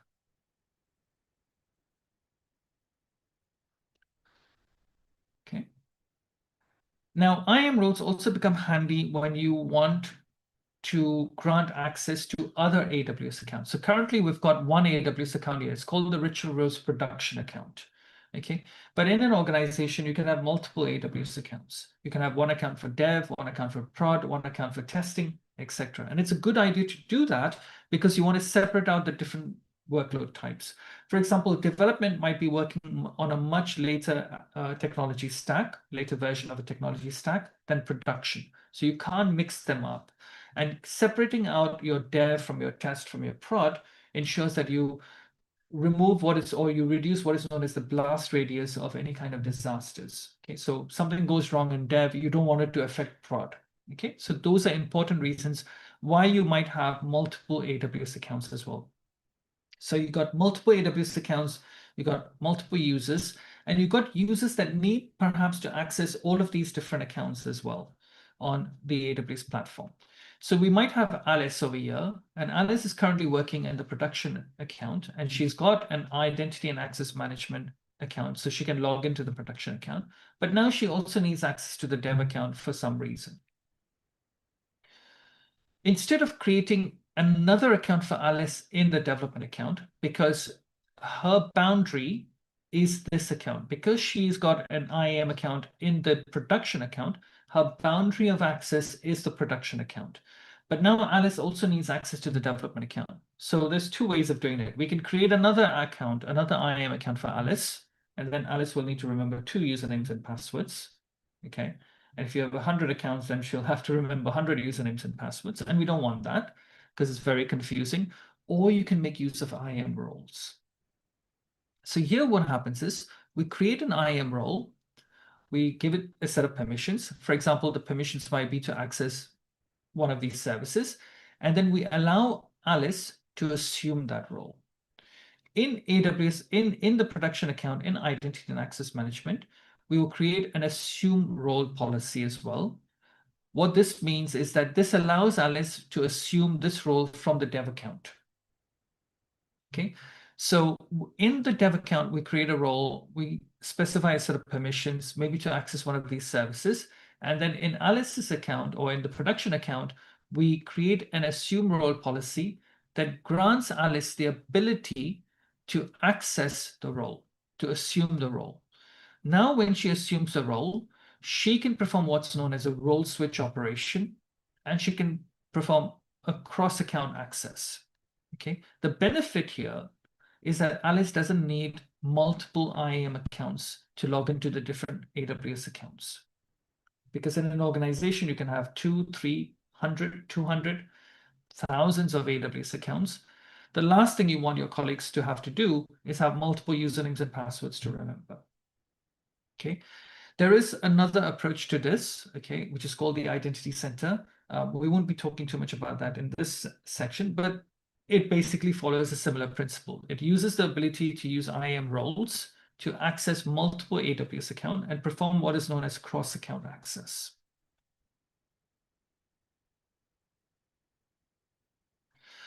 Just answering a question in the YouTube live. Yep, recordings will be available. This is a live recording, and once it's over, it's available to you as well. So thank you for your question. Okay, so as I said, with IAM roles, you're able to allow entities and resources to access other resources. You also have the ability to allow your users to perform what is known as cross-account access, which is really great when you're managing multiple accounts that your colleagues, your end users need access to. Another use case is you might have a third-party business partner that needs to access your AWS account. They've got an AWS account as well. Maybe you've outsourced all of the level 1 support to this IT provider. And so here what we can do is we can use the same methodology. We can use a role methodology so that we can grant them access to your AWS account to come in and do what they need to do as part of their service offering. You can also have federation with on-premises networks. So many organizations, in fact, most organizations will have some sort of hybrid networking, hybrid cloud deployment, where they will have an on-premise network and they'll also have a cloud network.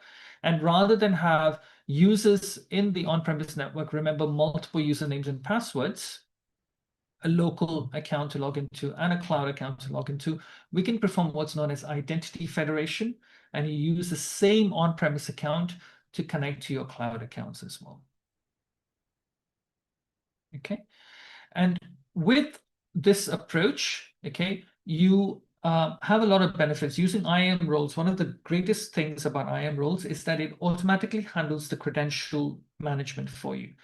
So with Alice's account, when you create an IAM user account, you have to remember username and password, and these are long-term credentials. Okay, so Alice, for instance, by mistake or happens to want to make things a bit easy, shares a username and passwords, and it gets leaked out, well, there's a security risk factor there. With IAM roles, there are no usernames and passwords. Okay, if you have the ability to assume the role, so if Alice has the ability, because of this policy, to assume this role in the development account, the IAM service will automatically generate what are called temporary credentials so that Alice can log into the dev account. Alice doesn't need to remember any usernames and password. Okay, so that's the really cool thing about IAM roles, is that it offers you these temporary credentials, and these temporary credentials expire after a short period of time. And as long as you continue to have the permission to assume the role, those credentials will get renewed. But the good thing is those credentials are not in plain text. They're not just lying around. They're not long-term. Okay, so the risk factor reduces drastically. And again, back to the old simple thing about AWS and any sort of cloud technology, you improve your security posture. Okay, so the drawbacks with standard IAM user accounts and user credentials is that they're long-term credentials. Cross-account complexity is obviously there, but with IAM roles, you benefit from the ability of using temporary credentials and having to manage just one user account to log into multiple other accounts using cross-account access and using IAM roles to switch roles to the other accounts.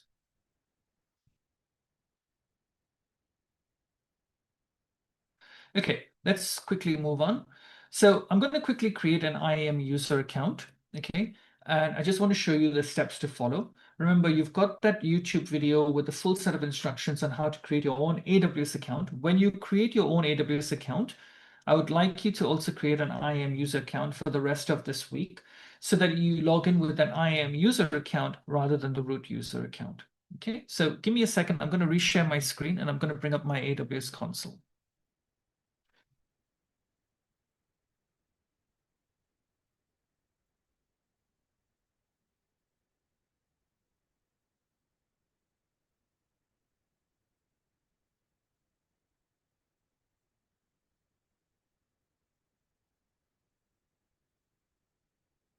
Okay, I'll just reshare the screen again.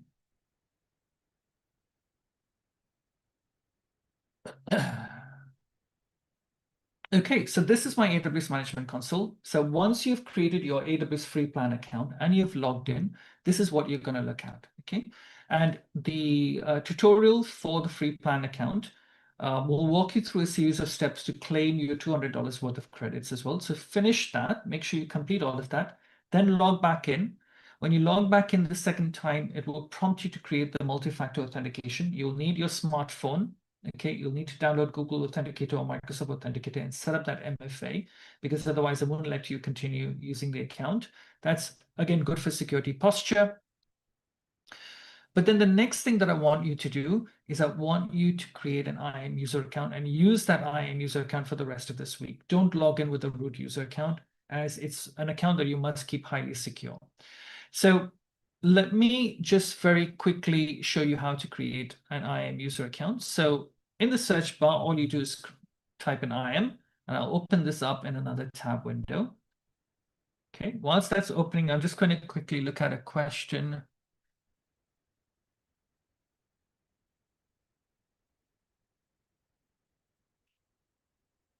Okay, yeah, let me just, I'll come back. Okay, Shankar, thanks for your question. I'll come back to you shortly. Okay.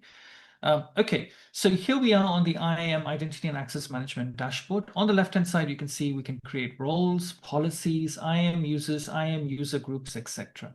Okay, so as you're going to be creating your first IAM user account, I've already got the user account created for Alice, so I'll create another one just to show you how it's done.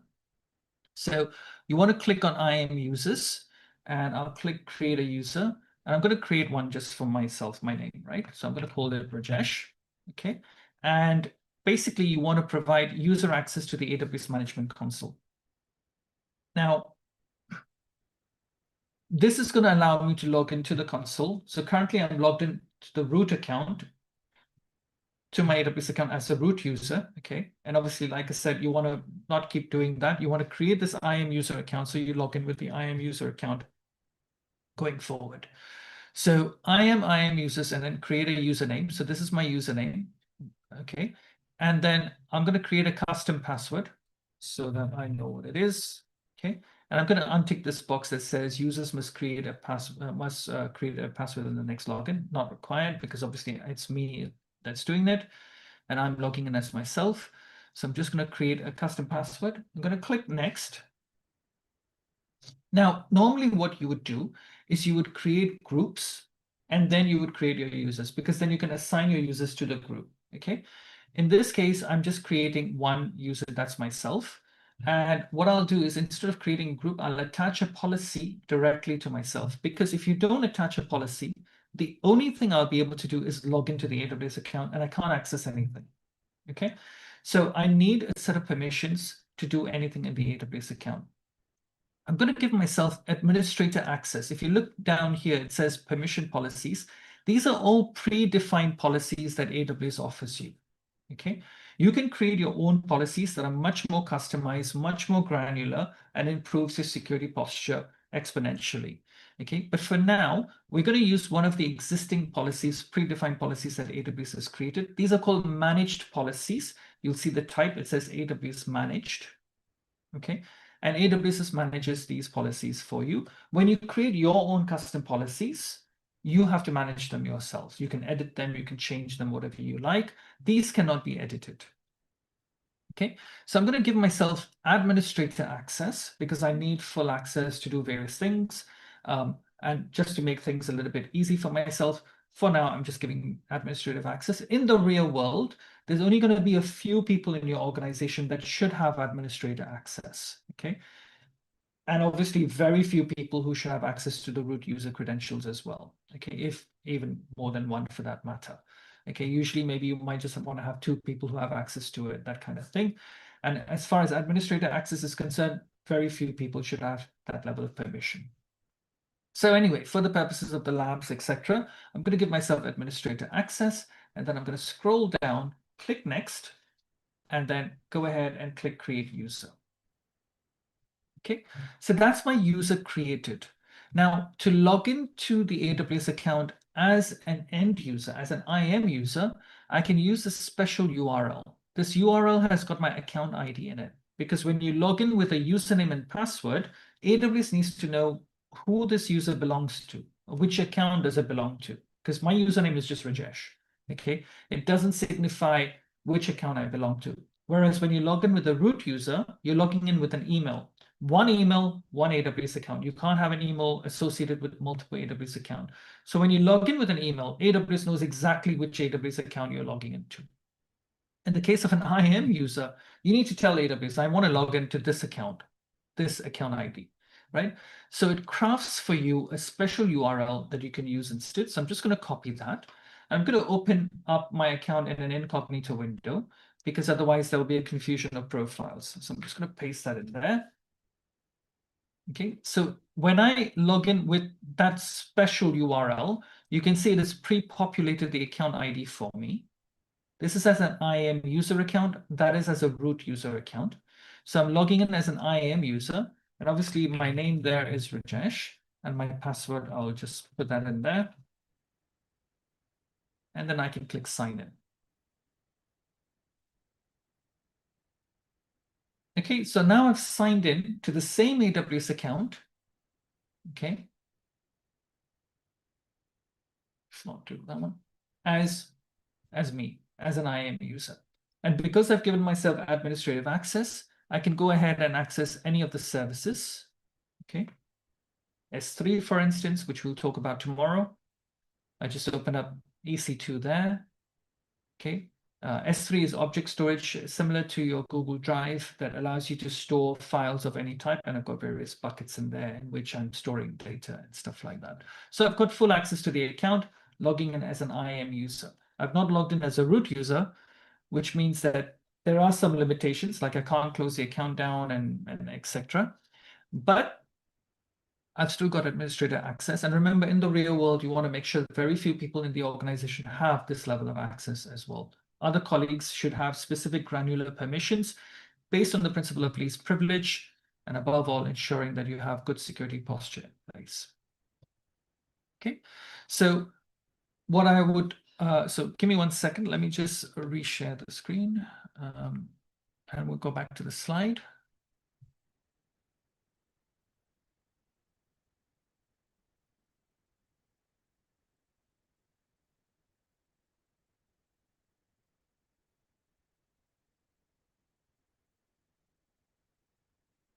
Okay, so I had just shown you how to create an IAM user, assign permission to the IAM user so that that user is now in a position to actually log into the account. And obviously, you can create a particular IAM user account with your name. You can create one, or you can call it Alice, whatever you like. You know, the choice is yours. And then use that to log into the AWS account once you've created it. So I've got a bit of homework for you in preparation for tomorrow. Go ahead and please create your free plan account today. Okay, if you don't already have an AWS account, when you create your free plan account, follow the video instructions that I've provided in that tutorial. That's on my YouTube channel, and that's available to you. And it will walk you through the steps to claim your $200. So you can hopefully claim that as well, which you can use for all of your labs and exercises. Okay, and then once you've done that, log out and log back in, and it will prompt you to create multi-factor authentication. You will need your smartphone with you. You'll need to download Google Authenticator or Microsoft Authenticator, your choice. I normally use Google Authenticator, just being transparent over there because I find it very easy to use. So, feel free to use that. Then create an IAM user account. You can call it your name, or you can call it Alice, whatever you like, and make sure to assign the administrator access policy to that IAM user. And going forward, log into the AWS account with that username and password. Okay, so that's homework for today, and I hope if you can do that before you come into tomorrow's session, it just means that you are on the same page as everyone else, and hopefully as we do more labs, you will be able to carry those out in your own AWS account as well. Okay, a couple of things that so we're pretty much going to come to the end of today's session. I just want to quickly, sorry, let me just bring that back. Just give me 1 second. I'll reshare this. Okay, here we go. Okay, so that's pretty much homework for today.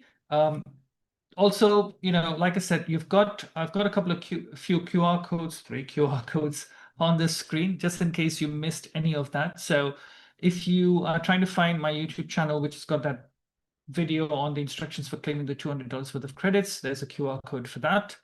If you want to connect with me on LinkedIn, then obviously there's that QR code, and the website that we're running at the IIS Academy has its QR code there as well. I'm just going to quickly spend the next 4 minutes before we come to an end, looking at some of the questions and seeing if I can help anyone else. Will the recording be accessible? Yes, it will. I've lost my MFA and I'm unable to log into my console. Raised a case as well, but it didn't resolve, so created another account so far. Yep, that's good. They should really help you out, Mustaqim, if you've got an MFA set up. Normally what happens is if you've got access to the email account, to the actual email mailbox that you used to create that AWS account, then you should be able to get them to send you a reset to your MFA and then be able to actually have that account reset for you so that you can create a new MFA for it. So try that out. Can we do Network Lab from IAM access? Manish, if you can explain a bit more further exactly what it is that you wanted to do. When you say Network Lab, definitely you can create networks in AWS account from once you've got yourself the permission. So you need to basically create that IAM user account, assign yourself administrator permissions, and then obviously, yes, you can create network labs. Just looking at a question from Vinayak, can I use more than 1-year-old account which I have not used? Vinayak, I would strongly recommend that you actually create a new AWS account. In fact, things have changed. Before it was the free tier, now they're offering the free plan. If you've got a credit card or a debit card that you've not used before, or have not used in a long time, then definitely try and create a new free plan account and get those $200 worth of credits. Mustaqim, yeah, okay, no worries. I'll look out for your message. Shankar, please guide me. I'm a .NET developer with 5.4 years experience. How do I start with Cloud Journey and AI Roadmap? There's a lot of stuff out there, unable to figure out. Please help. Shankar, I would be gladly willing to help. Please continue this week with us. And on Friday, I'll be providing some more information about how perhaps we can connect one-to-one. Okay, so do continue staying with us. I'll definitely mention how you can reach out to me further. You've obviously got my LinkedIn QR code on the screen visible as well. So, connect with me on LinkedIn and we can definitely take this offline. Just seeing, yes, so the next session, Manish, is tomorrow, same time, same Zoom link. You would have already, if you're on Zoom, then you would have got all 5 sessions in your calendar. Just join it at the same time. And same Zoom link, yeah. Let me see if there are any other questions. Any other questions, folks?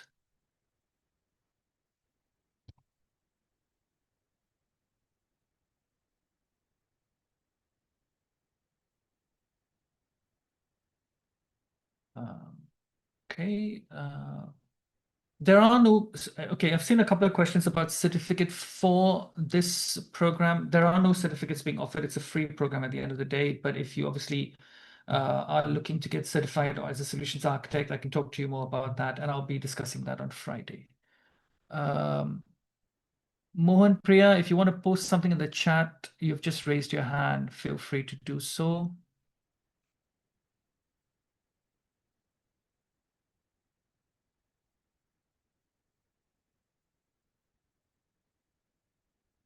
Any Pune AWS meetups?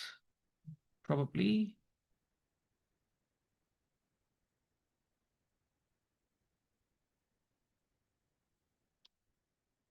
Sorry, just looking at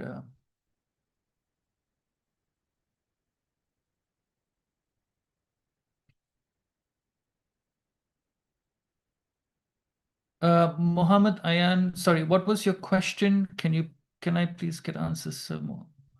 1 second.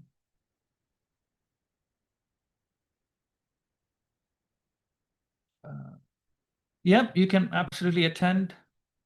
Not a problem. We are focusing entirely on AWS and cloud technologies. So if you're interested in cloud, you're more than welcome. Manish, any recordings of this lecture? Yes, the recordings are, this has been live. So this has been broadcasted live on YouTube Live on my channel. So the channel QR code is there. All you need to do is to see the recordings, go to the channel, take a look at the live section, and you'll see the recording will be there.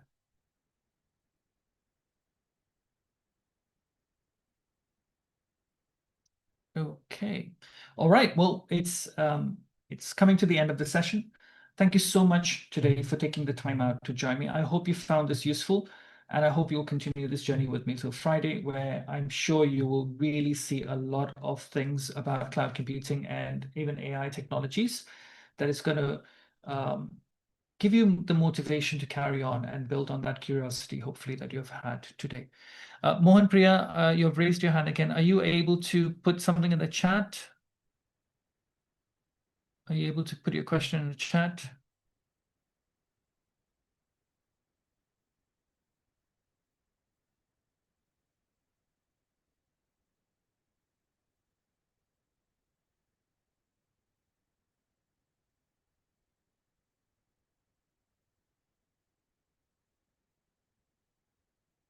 Okay. Otherwise, just reach out to me on LinkedIn. Then obviously you can let me know what your question. Okay. Any use cases you can provide for an interview preparation? Okay. So Mohan Priya, basically, I can provide you with some information on Friday where I offer my accelerator program that actually gives you a lot of interview preparations and mock interview reviews. But let's leave that to Friday. I'll definitely touch base and explain all of that on Friday as well. Okay, fantastic. All right, folks, we're going to bring it to the end of today. Thank you so much once again. I hope you enjoyed this session, and I hope to see you tomorrow again. Thank you.